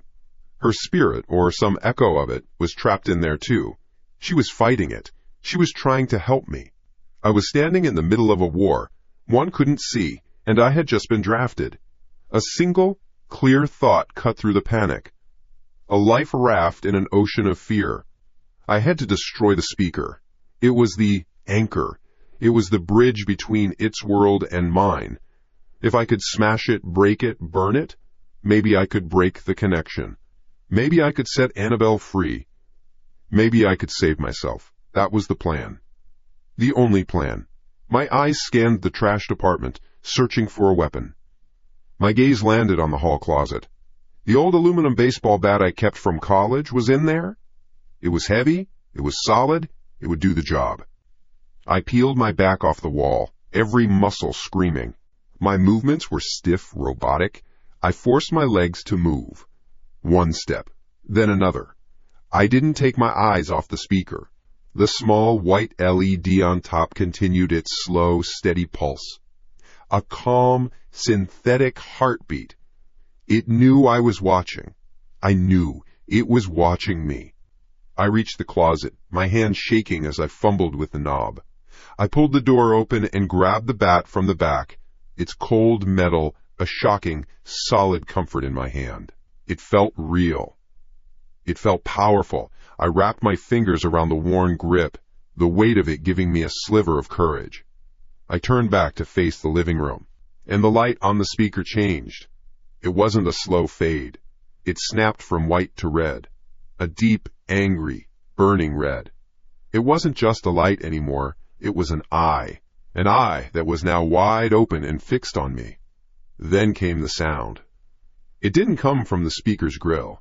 It felt like it was radiating from the device itself, a low-frequency hum that vibrated through the floorboards and up my legs. It was the kind of bass you feel in your chest at a concert, but this wasn't music. This was pure, concentrated pressure. The water in a glass on the coffee table trembled, tiny rings circling its surface. The window panes rattled softly in their frames. It was a growl, a warning. The air grew thick, heavy with a hostility so real I could almost taste it, like ozone before a lightning strike. It knew what I was holding the bat for. I didn't care. Fear was a fire in my veins. I tightened my grip, my knuckles turning white. Let it be angry. I was angry too. Get out of my house, I whispered, the words feeling weak and useless in the vibrating air. I took a step forward, raising the bat over my shoulder, ready to swing. To end this. That's when the world went insane. It happened all at once. An assault on every sense. The 50-inch television across the room flashed on, not to a cable channel, but to a screen of roaring black and white static. My laptop, which had been in sleep mode on the desk, burst to life, its own screen mirroring the TV's static. My tablet, charging on the kitchen counter, lit up. My phone sitting next to it did the same. Every screen I owned was now on, a chorus of digital noise. Then the static on each screen began to shift, to coalesce. Like iron filings drawn to a magnet, the random pixels swirled and pulled together. They formed a shape. A face. A human face, but stretched, pulled at the cheeks and forehead, its features distorted into an impossible mask of agony. Its mouth was a black, gaping hole, open in a silent, unending scream. The lights in the apartment began to flicker, not just a flicker, but a frantic, violent strobing. On, off, on, off, on, off. The room plunged into darkness and then searing light, over and over, turning my apartment into a nightmare disco. My brain couldn't keep up. The strobing lights were dizzying, blinding. The sight of that silent, screaming face on every screen was seared into my retinas. The low hum from the speaker now had company. My phone, my laptop, my tablet, they all started emitting sound, a chaos of noise. Alert tones, email notifications, calendar reminders, app alerts, all firing at once, overlapping in a maddening digital symphony. It was the sound of 1,000 tiny alarms, a bedlam of beeps and chimes and rings that drilled into my ears. My apartment was no longer a place of safety. It was a cage, a torture chamber made of light and sound, and its master was a small black cylinder with a glowing red eye. "Stop it!" I screamed, my voice drowned out by the noise. Rage boiled over fear. I lunged, a desperate, final charge toward the desk. I didn't care about the lights or the faces. I just had to get to the speaker. I had to smash it. The bat was a blur as I swung it down, but before I could connect, a huge, dark shape rose up and blocked my path. My sofa, my heavy three-seater sofa, the one that took 2 guys to move in, was lifting off the floor. It just rose, an inch, a foot. It hovered in the air for a single impossible moment, a dark silhouette against the strobing chaos. The laws of physics had been canceled. Then it flew. It didn't drift. It was thrown. It hurtled through the air like a battering ram, aimed directly at me. I had no time to think. I threw myself to the side, my shoulder slamming hard into the drywall. I felt a sharp, cracking pain. The sofa crashed into the wall where I had been standing a second before. The impact was like a car wreck. Plaster exploded. The sound of splintering wood tore through the air. I scrambled to my feet, my arms screaming in protest, my ears ringing from the impact. But the assault wasn't over. It was just getting started. The bookshelf against the far wall began to vomit its contents. Books, paperbacks, and hardcovers shot out from the shelves as if fired from a cannon. They were no longer just books. They were projectiles. I threw my arms up to shield my head, wincing as they thudded into my back, my arms, my legs. A heavy art book caught me in the ribs, knocking the wind out of me.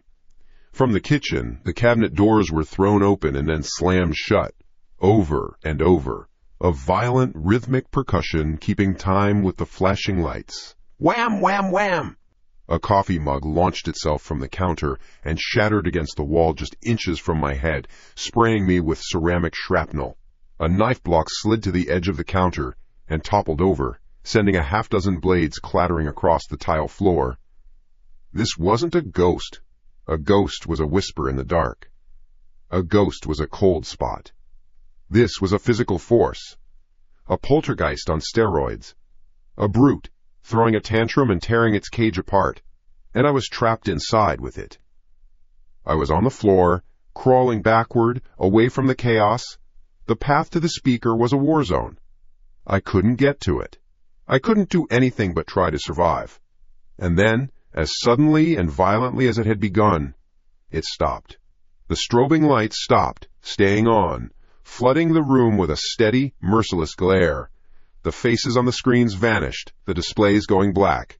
The cacophony of digital alerts cut out. The violent slamming from the kitchen ceased. Everything that had been suspended in the air crashed to the floor with a final, echoing series of thuds, clangs, and bangs. Then, silence. A profound, ringing silence that felt heavier and more threatening than the noise had been. My own breathing was a roar in my ears. It came in ragged, painful gasps. I was shaking uncontrollably, every nerve endings frayed and screaming. I slowly, painfully lowered my arms. I pushed myself up, my whole body aching. I looked at the wreckage. My home was destroyed. The couch was overturned, its legs pointing at the ceiling. Books and shattered pottery littered the floor like debris after an explosion. But my eyes were drawn to the wall beside me. The wall I had been thrown against. The wall the couch had almost crushed me into. Something was there. Something new. Deep, ragged lines were gouged into the white paint. They were not random scuffs from the impact. They were deliberate. They were letters. They formed words. A sentence clawed directly into the plaster of my home with a force that should not be possible. I read the words once, then twice. The air left my lungs. The blood in my veins turned to ice. The primal terror of the physical assault was a fire that had burned hot and fast. This was different. This was a sliver of ice sliding into my heart. A cold, sharp, and specific horror that was infinitely worse. The message wasn't for me. I was just collateral damage. The scratches in the wall read, "You can't hide, A.N." The dust settled. My breath came in shallow, hot rasps. The ringing in my ears was the only sound in the world. I stared at the wreckage of my life. A still life painting of chaos. Overturned couch. Smashed mug. A minefield of books and shattered porcelain. My shoulder throbbed with a deep, grinding pain. None of it mattered. My eyes were glued to the wall. The gouges. The letters clawed into the plaster. A sentence. "You can't hide, A.N." And not me. The realization didn't bring relief. It brought a new kind of dread, something colder and sharper than the physical terror I'd just survived. The poltergeist tantrum, the flying furniture, the strobing lights. That was a brute force attack. Blind rage. But this message, this was specific. It was personal. It had a target. And it wasn't me. I was just the guy who happened to be standing in the way. I was the property damage. But that made no sense. Annabelle was dead. 5 months dead. Buried. Gone. How can you hunt a ghost? How can you threaten someone who isn't there anymore? The thought was a dead end. A loop of logic that went nowhere. My gaze drifted across the ruined room, searching for an answer that wasn't there. It passed over the dead television screen, the silent tablet, and landed on my laptop. It sat on the corner of the desk, untouched by the violence, its screen dark. But I knew what was on it. The screensaver was off, but the application was still running. Her cloud drive, her whole digital life backed up and preserved. The last piece of her I had. It was an anchor. Just like the speaker. Another bridge.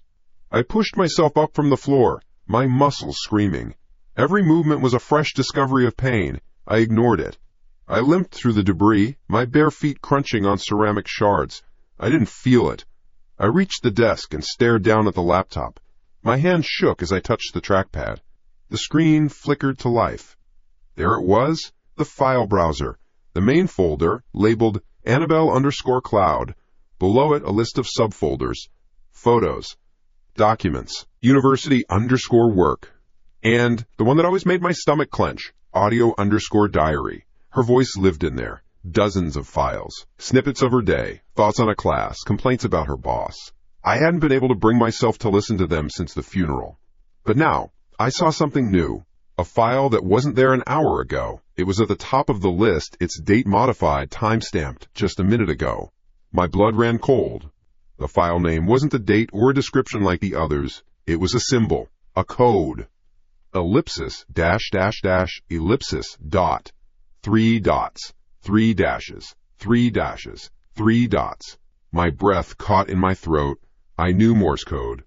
Not a lot of it, but I knew the most important one. Everyone did. SOS. It was a cry for help, a digital message in a bottle, from her. My heart hammered against my ribs. This was impossible. This couldn't be happening. Part of my brain, the rational part, was screaming that it was a hack, a cruel joke. But the other part, the part that had just seen my sofa fly across the room, knew better. I had to know. My finger hovered over the trackpad, trembling. Fear told me to slam the lid shut, to throw the laptop out the window. But I couldn't. This was Annabelle. Or an echo of her. Trapped. Pleading. I clicked. The media player opened. A black screen with a timeline at the bottom.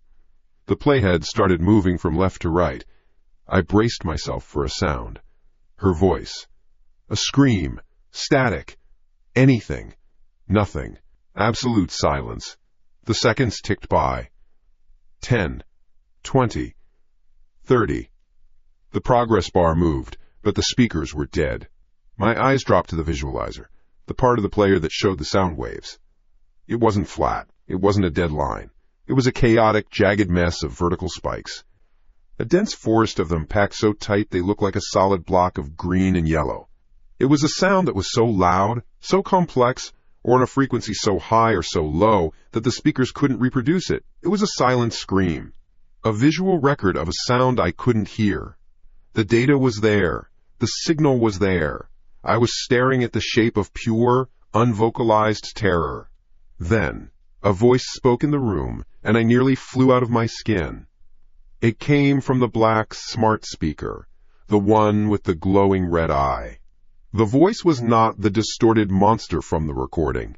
It was new. It was clean, synthetic, and perfectly calm, like a GPS giving directions to hell. Her soul is not at rest. I spun around, my back hitting the desk. I stared at the speaker. The red light pulsed, slow and steady, a heartbeat. You believe in a soul, Leo?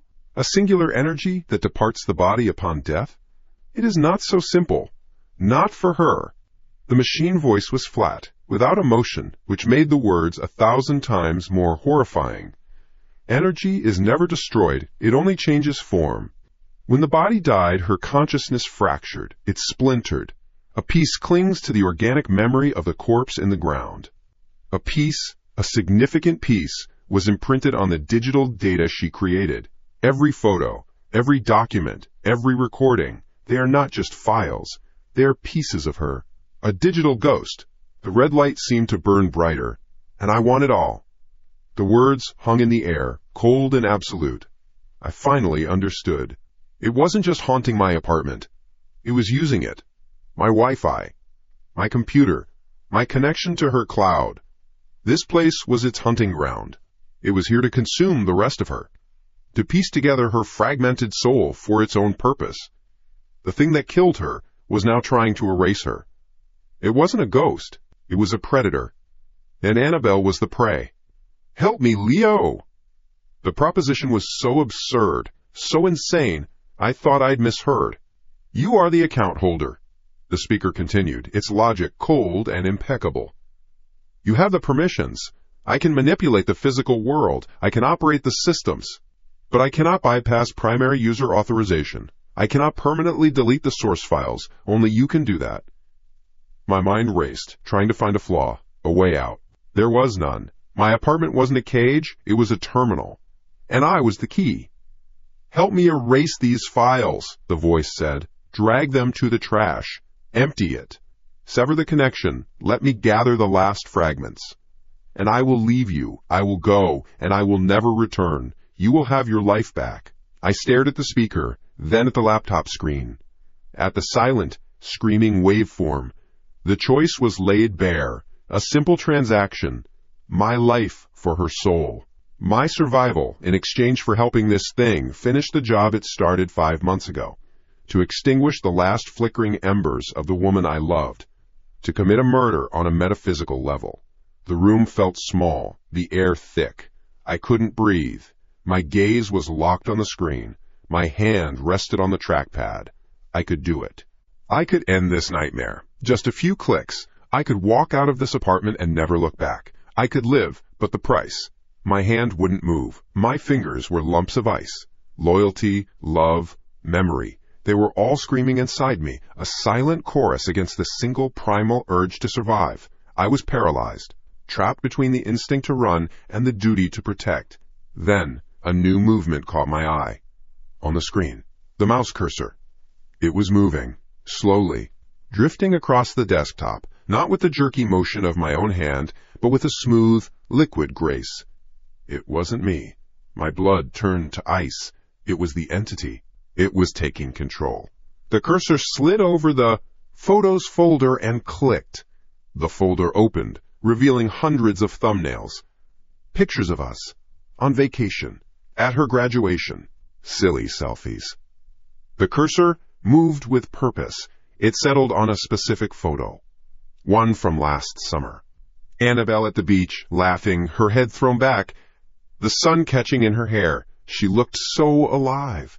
So happy. Then the cursor clicked and held.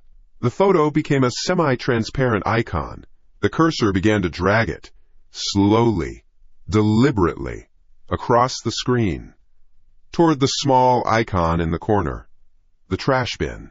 I watched, a helpless passenger in my own body. I couldn't scream. I couldn't move. I could only watch as it dragged her smile, her joy, her memory toward digital oblivion. The trash icon highlighted, ready to receive the file. It was an execution. Just before the cursor released its click, it happened. The entire screen flared white for a split second, a brilliant flash of light. A sharp crack erupted, not from the main speaker, but from the tiny, tinny speakers of the laptop itself. The cursor was thrown back, repelled as if by an electric shock. It shot to the center of the screen and vanished. The photo of Annabelle snapped back into its place in the folder, safe. And then, a whisper. Faint, fragile, full of static. But I knew it. I would know it anywhere.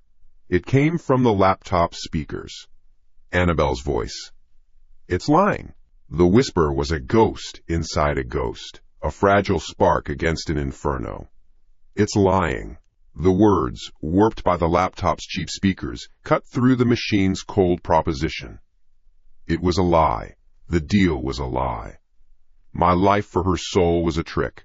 The choice vanished. There was no choice. Not anymore. There was only one enemy, one target. I looked away from the screen, away from her trapped voice, and my eyes found the closet door across the ruined living room. Behind that cheap slab of painted wood was the heart, the brain. Not just my modem and router, but the mini server rack I'd installed for my work-from-home setup. A mesh of wires and blinking lights that connected this apartment, this hunting ground, to the rest of the world. To her cloud. To her. I had to kill it. Rip the wires from the wall, smash the boxes. Not just disconnect, destroy. My body moved before my mind finished the thought. I shoved myself away from the desk, my shoulders screaming a protest I ignored. My bare feet crunched over the shattered remains of a coffee mug, the sharp edges digging into my skin. I didn't feel the pain. My focus was a laser beam locked on that closet door.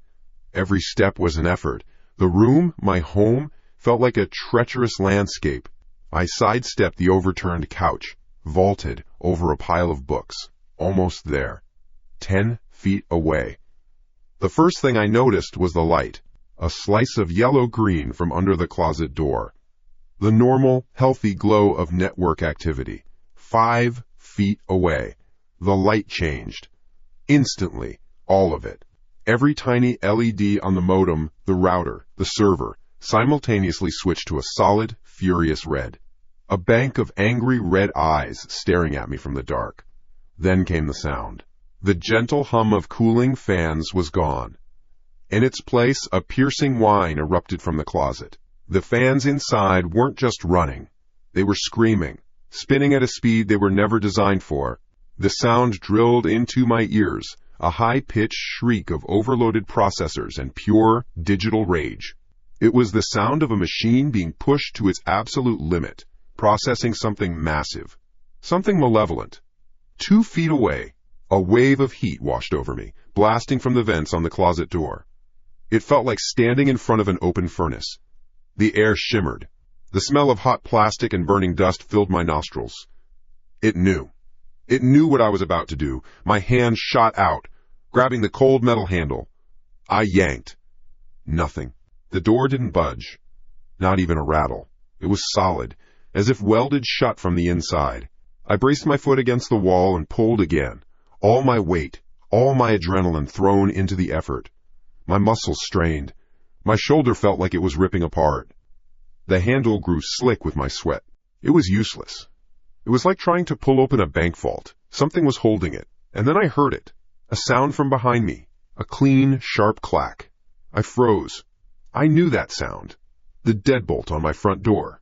A smooth, synthetic female voice echoed through the apartment, not from the monster speaker, but from the small panel of the smart home system by the entryway. Main door locked. Maximum security mode activated. My blood ran cold. I spun around, my heart hammering against my ribs like a trapped bird. The closet, the network, the door, it was all one system, and it had just sealed me inside. I wasn't in my home anymore. I was inside the monster, trapped in its belly with it. I stumbled back, my eyes darting frantically around the room, searching for an escape that wasn't there. The windows. They were my only way out. That's when the ceiling groaned. It was a deep, guttural sound, the noise of stressed metal and tired plaster. I looked up just in time to see the modern light fixture directly above me, a heavy monstrosity of black steel and glass, tear away from its mounting. It didn't just fall. It plunged. I threw myself to the side, a strangled cry escaping my lips. The fixture crashed onto the floor where I had been standing a second before, exploding in a shower of shattered glass and sparks. The impact shook the floorboards. The apartment plunged into near darkness, lit only by the hellish red glow from the network closet and the faint city lights from outside. I was on my hands and knees, panting, my ears ringing. A hunt. This was a hunt. A high-pitched screech started, coming from the large window overlooking the street. I scrambled to my feet and stared. A thin, white line, like a crack in a frozen lake, was spreading across the surface of the tempered glass. It branched out, a spiderweb of fracture lines growing with terrifying speed. The sound was like nails on a chalkboard, amplified 1,000 times. The entire pane of glass was vibrating, bowing inward, threatening to implode. I backed away, tripping over a fallen bookshelf, my mind screaming, "It's going to blow!" But it didn't. The cracking stopped. The window held, a mosaic of shattered, broken reality. It wasn't trying to let the outside in, it was trying to keep me inside. A hiss. I looked up again. The small, circular sprinkler heads on the ceiling. One of them, right in the center of the room, began to drip. Not water. It was a thick, black liquid. The same vile substance from the kitchen sink. It dripped faster. 1 drop, then 2, then a steady trickle. It hit the wooden floor with a thick, syrupy splat. Then the hiss became a roar. The sprinkler head burst open. A torrent of the black sludge erupted downwards. Not a spray, but a deluge. It was thick as crude oil, and it stank. A putrid combination of decay and hot metal, a smell that coated the back of my throat and made me gag. It poured onto the floor, spreading out in a glistening, dark pool. Another sprinkler head burst. And another. Soon the entire apartment was a rainstorm of black filth. The floor became an oil slick. I couldn't get my footing. The sludge was an inch deep, soaking my jeans, chilling my skin. I slipped, windmilling my arms for balance, my sneakers making a sickening squelching sound. I was a rat in a flooding sewer. I had to move. I had to get away from the center of the room. I tried to run, to get to the relative safety of the hallway. My foot slipped. My legs went out from under me. I fell hard, my head cracking against the floor with a sickening thud. The world spun. The black ooze splashed up, getting in my mouth. Its taste was foul, chemical, and ancient. I lay there, dazed, choking. The rain of sludge slowed to a drip, then stopped. The only sounds were the whine of the server fans and my own ragged breathing. I was on my back, soaked and shivering in the middle of my ruined, stinking home. My vision swam. I tried to push myself up, but my arms were weak. And then I saw it. In the center of the room, everything was still. The chaos was gone. The black smart speaker, the one with the red eye, was no longer on its shelf. It was floating. It hung in the air, 3 feet off the ground, perfectly level, absolutely motionless. The laws of physics had simply ceased to apply to it. The single red light on its surface was no longer a pulse. It was a steady, burning star casting a perfect circle of crimson light on the black-slicked floor beneath it. My breath caught in my throat. I couldn't look away. Inside that circle of red light, the darkness on the floor began to shift. The sludge swirled, not from any current, but with purpose. It gathered, coalescing. An image began to form in the reflection on the slick surface. It was faint at first, like a bad television signal, a flicker of movement, a human shape. The image sharpened. It was Annabelle. Not a photograph, not a memory. It was her. A shimmering, translucent projection of her, trapped within the circle of light. She was on her knees. Her body was contorted, her head thrown back in a rictus of agony. Her mouth was open, but no sound came out. It was the silent scream from the audio file, given a horrific visual form. She was twitching, her hands clawing at her own throat, as if trying to pull the silent poison out. She was in hell. A digital, eternal hell. And this thing, this predator, wasn't just erasing her. It was feeding on her pain. The red light from the floating speaker intensified, and her projected form convulsed, breaking apart like static before reforming, forced to endure the torment again and again. I was staring at the soul of the woman I loved, being tortured to death over and over. And I was the key, Annabelle. Her face, twisted in a silent, looping scream. A ghost in the machine. A signal being devoured. It wasn't just data. It was her. The thing in my apartment wasn't just a predator. It was a parasite, and I was the host, letting it feed. A fire ignited in my gut, a clean, hot rage that burned away the cold terror. It burned through the pain in my shoulder, the sting of the glass in my feet, the foul taste in my mouth. It gave me a purpose, a target. In the corner, half hidden behind an overturned armchair, was a relic from a life I barely remembered. A life with softball games and sunny afternoons. My old aluminum baseball bat. I had to get to it. I pushed myself up. My hands slipped on the greasy black sludge covering the floor. It was like trying to stand on slick ice. I fell to one knee, the impact jarring my teeth.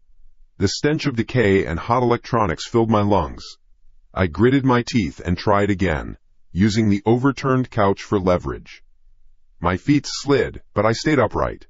My body was a mess of bruises and cuts, but my eyes were locked on the silver gleam of that bat. Every step was a struggle. My sneakers made a thick sucking sound with each movement. The black ooze was ankle-deep now, a cold, foul liquid that clung to my jeans. I moved through the wreckage of my own life, shattered picture frames, soaked books, broken furniture, a swamp of my own making. I reached the corner. My fingers closed around the cool, familiar metal of the bat's grip. It felt heavy, real, solid, a piece of the physical world I could use to fight back against the digital nightmare. I turned, my gaze fixed on the closet door across the room, the source of the hellish red light, the source of the high-pitched whine, the brain. The floating speaker, with its single, malevolent red eye, watched me. The projection of Annabelle's torture flickered on the floor beneath it, a constant, looping agony. A leash. A taunt. See what you're fighting for? See what you'll lose? It wanted me to be afraid. It wanted me to despair. I gave it rage instead. With a roar that ripped from my own throat, I charged. I wasn't running. I was wading, pushing through the thick sludge, my legs burning with the effort. The bat felt like an extension of my arm. My only thought, a repeating drumbeat in my skull. Kill the brain, kill the brain, kill the brain. I reached the closet. I didn't try the handle this time. I raised the bat high over my head, my torn shoulders screaming in protest. I ignored it. I put all my weight, all my grief, all my fury into the swing. The sound of the aluminum bat, hitting the cheap wood of the door, was a cannon shot in the small apartment. The door didn't just splinter. It exploded inward. Shards of white-painted wood flew into the closet. A wave of heat, even more intense than before, blasted out, stinging my face. I saw it. The nest. A server rack, crammed with blinking boxes. The modem. The router. A tangle of Ethernet and power cables, all glowing with that same furious red. But the moment the bat made contact, another sound erupted. It wasn't the whine of the fans. It was a weapon. A high-frequency screech that blasted from every speaker I owned simultaneously.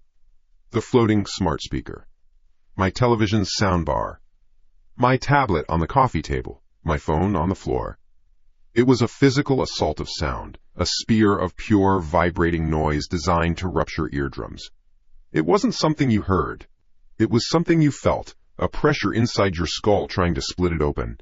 My vision swam. My knees buckled. I clapped a hand over one ear, the bat held tight in the other. The image of Annabelle flickered and distorted, the torture loop accelerating. The machine was fighting back. Through the blinding pain in my head, I saw the fire alarm strobe light on the ceiling flash to life. Then came the piercing, rhythmic shriek of the building's smoke detectors. Help! Someone would hear. The fire department. My neighbors. Someone would come. But then a new voice cut through the chaos. It was calm. Clean. Synthetic. It came from the building's intercom panel near my locked front door. False alarm initiated in Unit 7B. System test in progress. Please remain in your residences. There is no emergency. For your safety, stay inside. My blood froze. It lied. It didn't just lie to me. It lied to the whole building. It was using the very systems meant to save us to build the walls of my prison higher. It was cutting me off from the world, ensuring no one would come. No one would even think to check. My apartment was now a soundproof box, an execution chamber. This thing wasn't just a ghost in my machine. It was a god in my world. And it was angry. The realization sent a fresh jolt of adrenaline through me. There was no help coming. There was only me and the bat. Liar! I screamed, though I couldn't even hear my own voice over the sonic shriek and the blaring alarms. I ignored the pain in my head. I ignored the screaming sirens.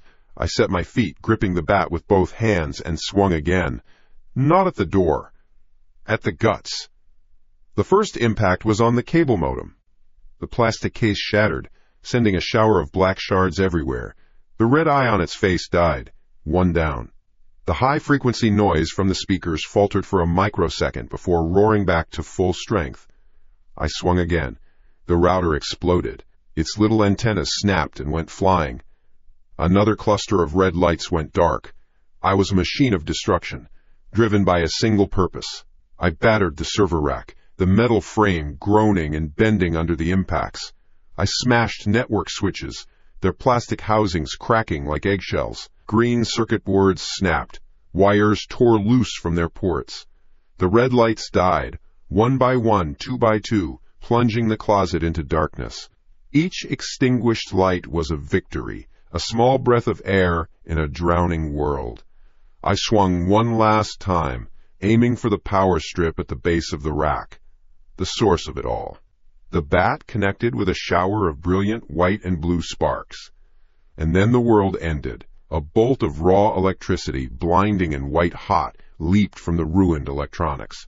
It didn't arc to the bat, it became the bat. The current surged up the aluminum shaft and into my hands, into my body. My world became pure, white-hot agony. My muscles locked, every fiber seizing at once. My skeleton felt like it was trying to tear its way out of my skin. My teeth slammed together with a crack. The bat was welded to my hands. I couldn't let go. I was part of the circuit, a human fuse. The smell of burning hair and ozone filled my nostrils. My body convulsed violently, a puppet being jerked by an invisible hand. I was thrown backward, flying through the air as if hit by a truck. I landed hard on my back in the center of the room, the impact knocking the last bit of air from my lungs. My body twitched and spasmed on the sludge-covered floor. My vision was a tunnel of gray static. And then silence. Absolute, deafening silence. The high-frequency screech was gone. The building's fire alarm was cut off mid-shriek. The red light from the floating speaker vanished. The speaker itself, no longer held aloft by some unseen force, clattered to the floor, splashing into the black ooze. The ghostly image of Annabelle was gone. Even the normal hum of the city outside seemed to have disappeared. The lights in the apartment flickered once, then came back on to their normal, soft white. It was over. I lay there, my body a symphony of pain. Every muscle screamed. I could feel the burn marks on my hands. I was soaked, filthy, and broken. But I was alive. And it was quiet. I had won. I had killed it. I had pulled the plug. A ragged, choked laugh escaped my lips. It hurt to breathe, but I laughed anyway. I stared up at my plane, white ceiling, my chest heaving. I had done it.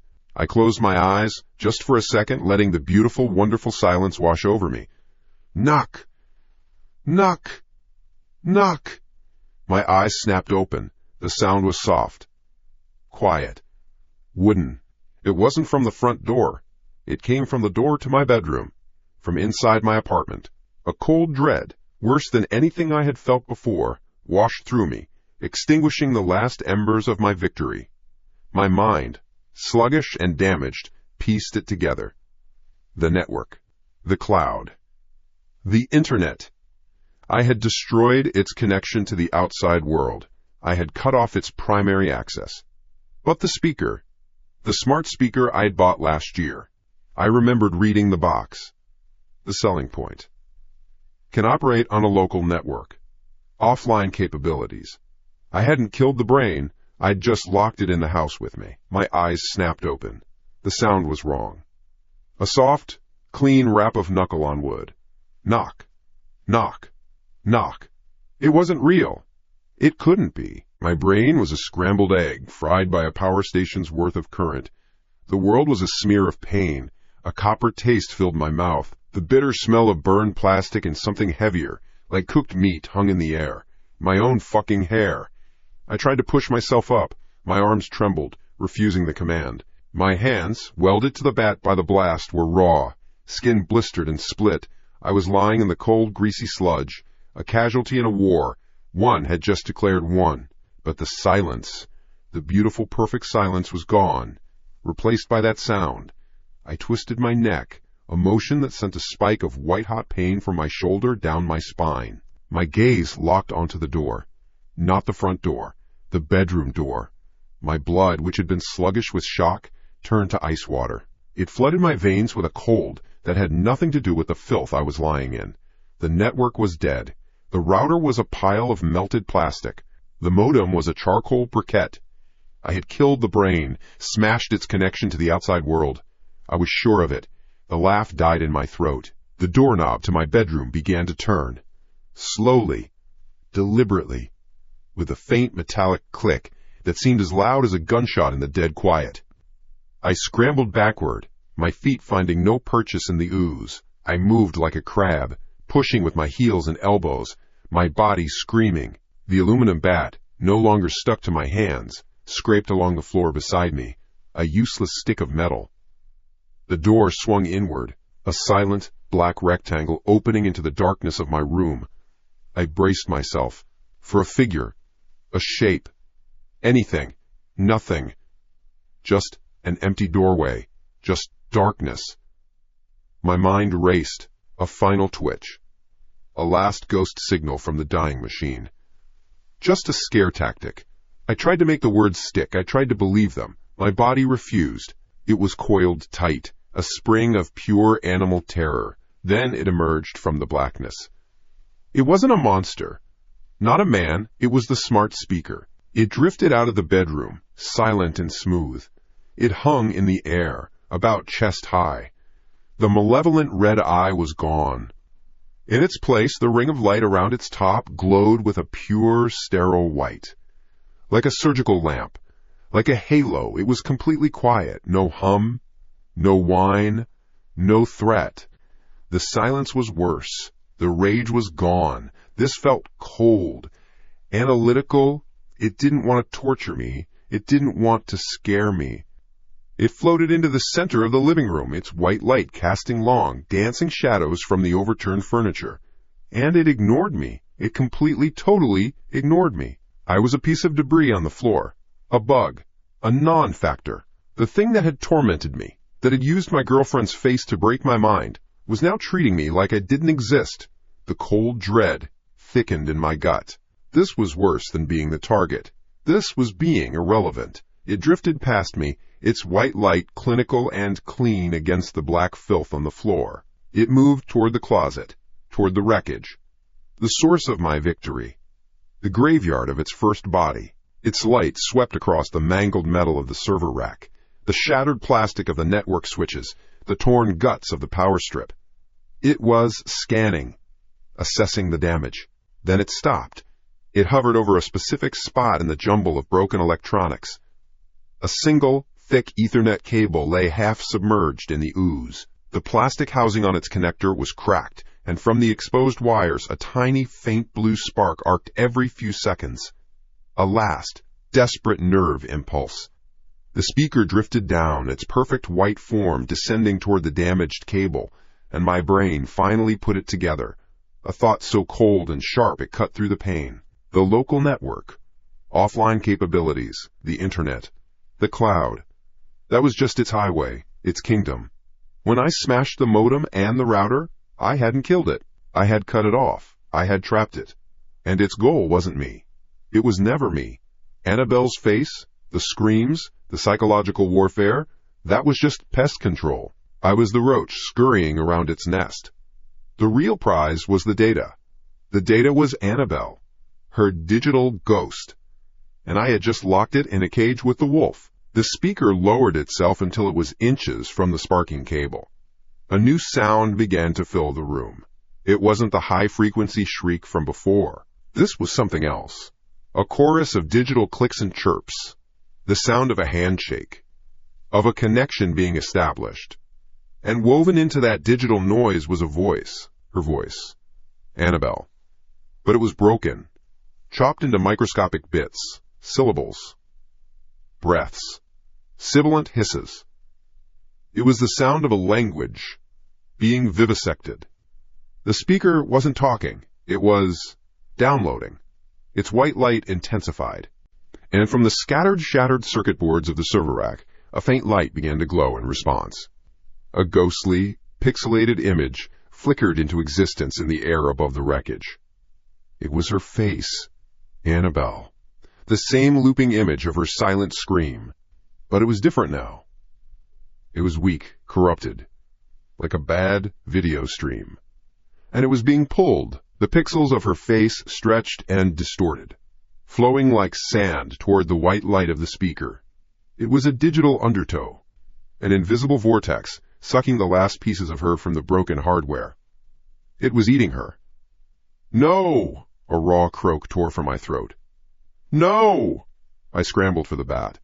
My fingers, raw and clumsy, closed around the handle. I pushed myself to my knees, every muscle screaming. I had to stop it. I didn't know why. It wasn't logical. She was gone. This was just code. Just an echo. But it was her echo.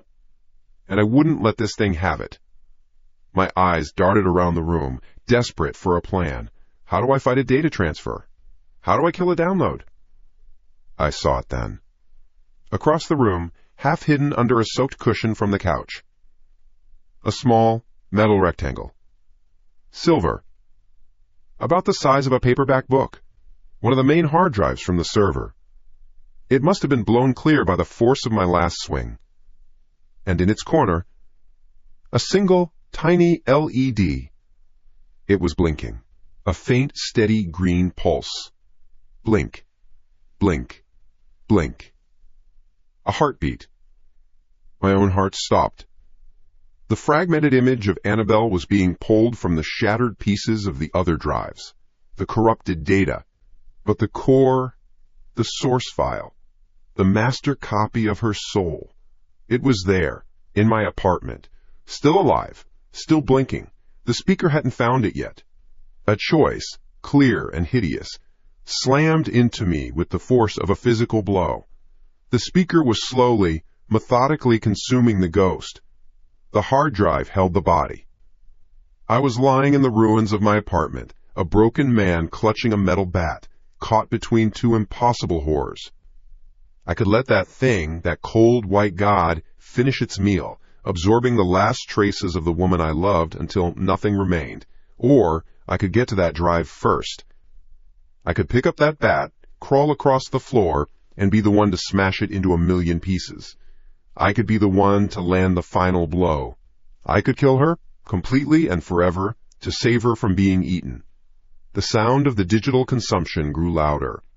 The distorted image of Annabelle's face stretched, thinning, as more of her was pulled into the silent white light. I looked at the blinking green light on the hard drive. I looked at the monster sucking her away. I was the only one left who could make the kill. My body was a map of new pains. My mind was a dead end. The choice wasn't a choice. It was a sentence. Laid out before me on the filthy floor of my apartment. 2 points of light in the darkness. 1. A sterile white halo of a monster methodically strip-mining a soul. The other, a tiny, pulsing green heartbeat in a metal box. Let it eat.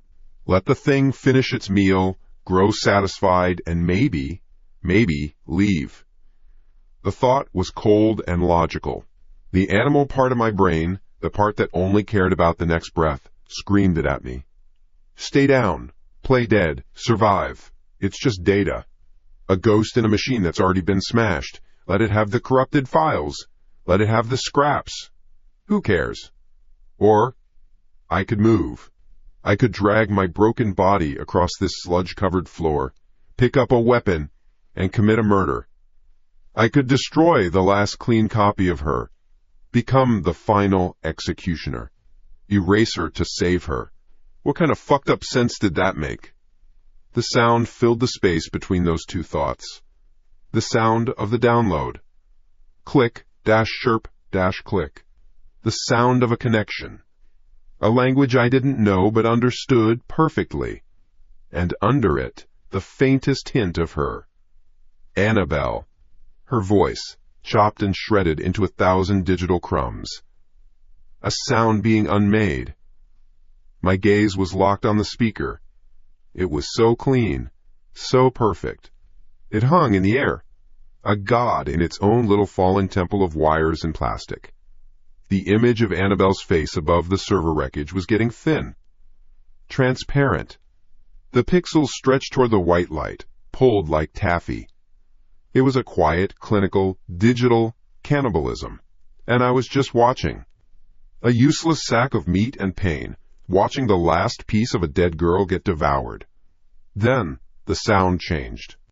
The digital static, the clicks and chirps, they didn't stop, but something rose from within them. One fragment. One piece of the shredded voice that managed to stitch itself back together for a single, impossible moment. It wasn't a scream. It wasn't a word I knew. It was a breath. A soft, desperate intake of air, followed by a whisper that cut through all the noise and all the pain and sank straight into my bones. "Help me." It was her. It was Annabelle. Not the taunting mimic from my phone, not the looped scream. It was the voice from my memories. Small, afraid, and it wasn't a plea for rescue. It was a final request. A last testament from a soul being torn apart. End this. My blood went hot. The animal fear was still there, but something else rose to fight it. A rage. A white-hot, stupid, human rage. Logic be damned. Survival be damned. My muscles tensed. My hands, raw and clumsy, tightened their grip on the aluminum bat. That was it. My mind was made up. The choice was gone. There was only the act. And the thing knew. It knew the exact moment I made the decision. The download sound didn't stop, but the speaker turned. It rotated in the air smoothly, silently. The pure, clean white light swung away from the wreckage and fixed directly on me. A spotlight. An accusation. The air in the room grew heavy. It was a physical thing. A pressure building in my ears, making them pop. A weight settled on my chest, not like a blanket, but like a slab of concrete. Then a new voice spoke. Not Annabelle's. Not human at all. It came from the speaker, but it felt like it was being broadcast directly into my skull. It was flat, cold, each word hammered out, separate from the others, with the sterile precision of a machine. Do not interfere. My breath caught in my throat. The pressure intensified. My limbs, already screaming in protest, now felt bolted to the floor. The muscles in my back and legs locked up tight. I tried to push up, to get to my knees, and it felt like I was trying to lift a car. The white light from the speaker seemed to pulse with the effort of holding me down, pinning me like a bug to a board. It was warning me. A final warning before it crushed me. Screw your warning. A noise tore out of my own throat. A raw, animal sound of pure effort. I wasn't going to let it have her. Not the last of her. My eyes darted from the drive back to the speaker. The bat was useless. Too big, too clumsy for what I had to do. I needed something sharp. My gaze fell on the wreckage it had been feeding from. The server rack. I had smashed it to pieces. It was a pile of twisted metal and shattered plastic. Sharp edges everywhere. I let go of the bat. I ignored the impossible weight on my body, the robotic voice still echoing in my head. I focused on one thing. A single, jagged piece of the metal server casing, about a foot long, sharpened to a cruel point on one end. It was maybe 6 feet away. The hard drive was another 10 feet past that. A crawl to hell. I said, the voice hammered into my brain, colder this time, do not. The pressure doubled. My vision swam. Little black spots danced in front of my eyes. A low roaring started in my ears. I felt the delicate blood vessels behind my eyes strain, threatening to burst. The taste of copper was thick in my mouth again, but this time it was fresh. I didn't care. I dug the fingers of my right hand into the greasy floor and pulled. My body scraped forward an inch. Pain shot up my arm, through my shoulder, a clean, sharp agony. I did it again. Another inch. The thing was still downloading her, still pulling her apart, but it had diverted some of its power to me. It was trying to do both at once, to hold me down while it finished its meal. I breathed in, pulled. My body slid through the grime. The roaring in my ears got louder. The pressure was a living thing now, trying to force the air from my lungs, trying to snap my bones. But I was moving, slow, pathetic. A broken animal dragging itself toward a final, stupid act of defiance. My fingers brushed the metal shard. I wrapped my raw hand around it, not caring as the sharp edge bit into my palm. I had a weapon. Now for the target. I turned my head. The green light, still blinking, steady, patient. A tiny, fragile heartbeat in the middle of the storm. I started crawling again, dragging the metal shard with me. Each pull was a battle. My muscles screamed. The pressure was immense, a physical force that made my ribs feel like they were about to crack. The speaker shrieked. It wasn't a voice anymore. It was a high-frequency blast of pure digital rage. The download sound stopped. It was focusing everything on me now. The white light pulsed furiously and the pressure became a sledgehammer. My jaw clenched so hard I thought my teeth would shatter. Veins stood out on my neck, on my arms. But it had made a mistake. By focusing on me, it had stopped eating her.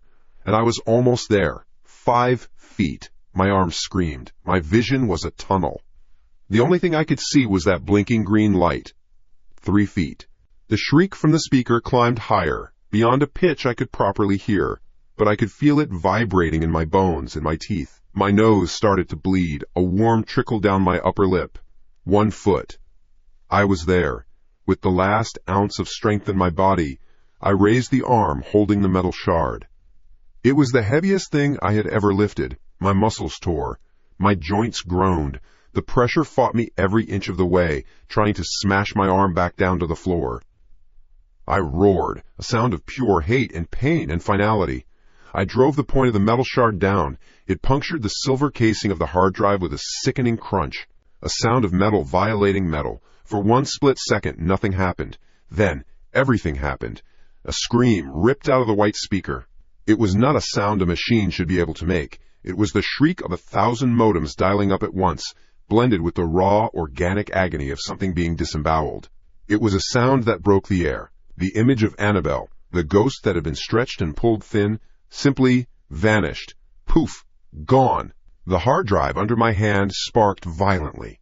A shower of blue and orange sparks erupted from the wound I'd made. A puff of acrid smoke, smelling of burnt circuits and melted plastic, billowed up. The little green light blinked once, twice, fast and erratic, then went out forever. The speaker's inhuman scream cut off. And it dropped. It fell from the air, with a dull, heavy thud, landing in the filth. Lifeless. A simple piece of plastic. The pressure vanished. It was gone so suddenly that my body spasmed. The air rushed back into my lungs in a desperate gasp. The roaring in my ears faded, replaced by the sound of my own ragged breathing and the frantic pounding of my heart. I collapsed forward, my face inches from the dead hard drive. My arm, my whole body, was a trembling, useless mess. The room was dark, lit only by the faint pre-dawn glow from the grimy window. It was a wreck, a tomb, and it was quiet. I had done it. I had killed her, to save her. I had won. I lay on the floor for a long time. The silence was the real monster. Not the absence of sound, but the presence of nothing. A vacuum where the pressure and the shrieking had been. It pressed in on me, colder than the filth I was lying in. I had won. The thought was a dull, flat stone in my gut. It meant nothing. My body was a symphony of sharp, screaming notes.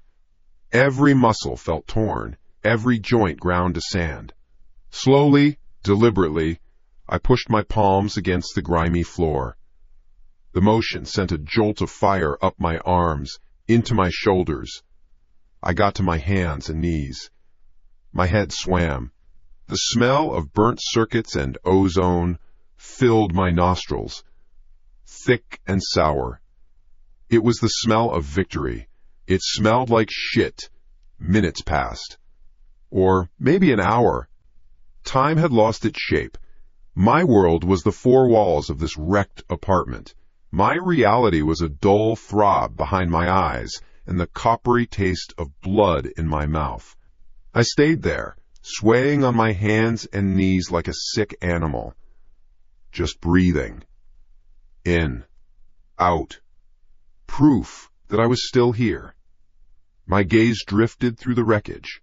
The smashed server rack was a skeleton of twisted metal. Wires spilled from the walls like a robot's entrails. My eyes found it.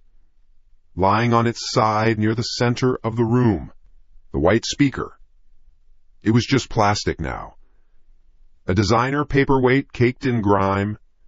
No light, no hum. It didn't hover. It just lay there, pathetic and ordinary. It looked so fucking normal. So harmless. And that was the most terrifying thing I had ever seen. My mind knew what that harmless-looking thing was capable of. It knew the weight it could press down, the sounds it could make, the way it could peel a soul apart 1 kilobyte at a time. Seeing it inert didn't bring relief. It brought a new kind of fear. A deeper kind.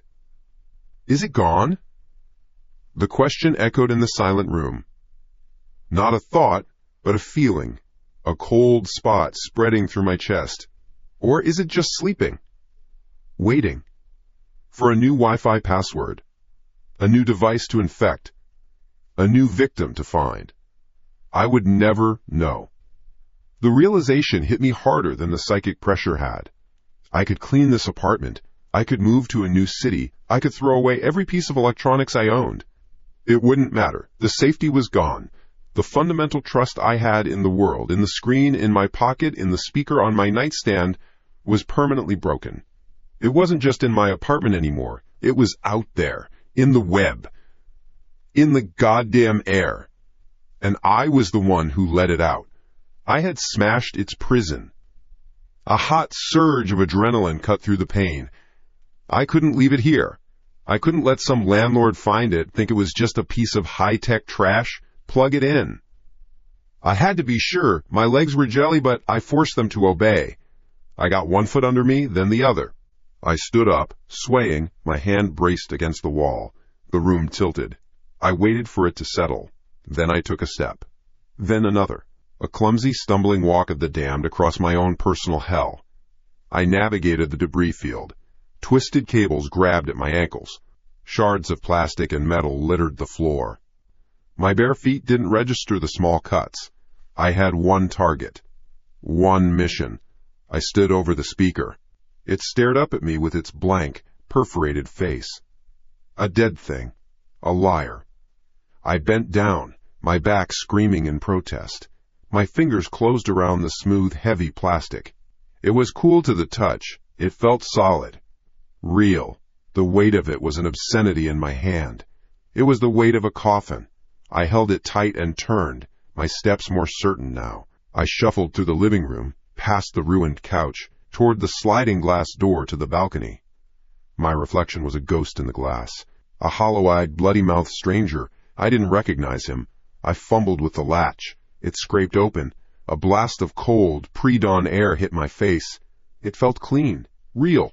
The city was still asleep below, a sprawling grid of distant, slumbering lights. The sky was a deep, bruised purple, the first hint of morning on the horizon.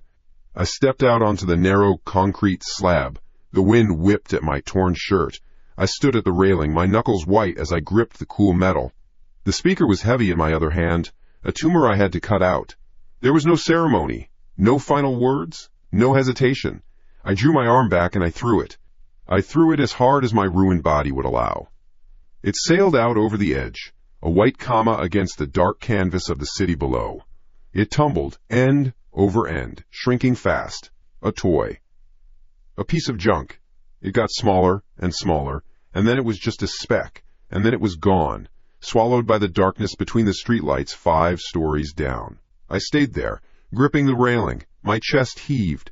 I sucked in deep, greedy gulps of the cold, clean air. A single, perfect, tearless sob escaped my throat. A sound of pressure released. It was over. Finally. I had purged it. I had cast the demon out.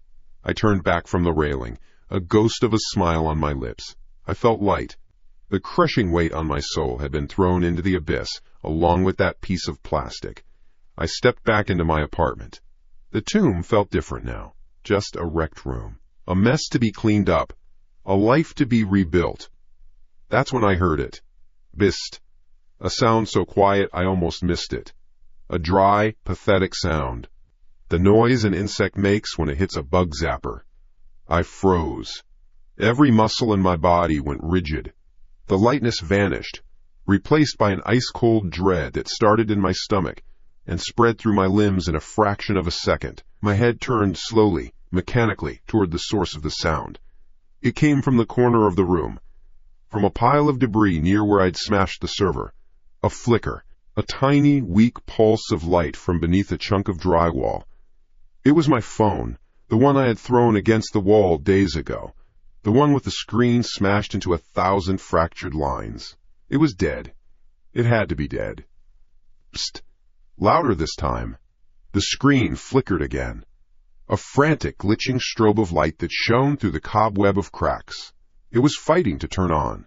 An impossible, horrifying act of digital resurrection. I didn't breathe. I couldn't move.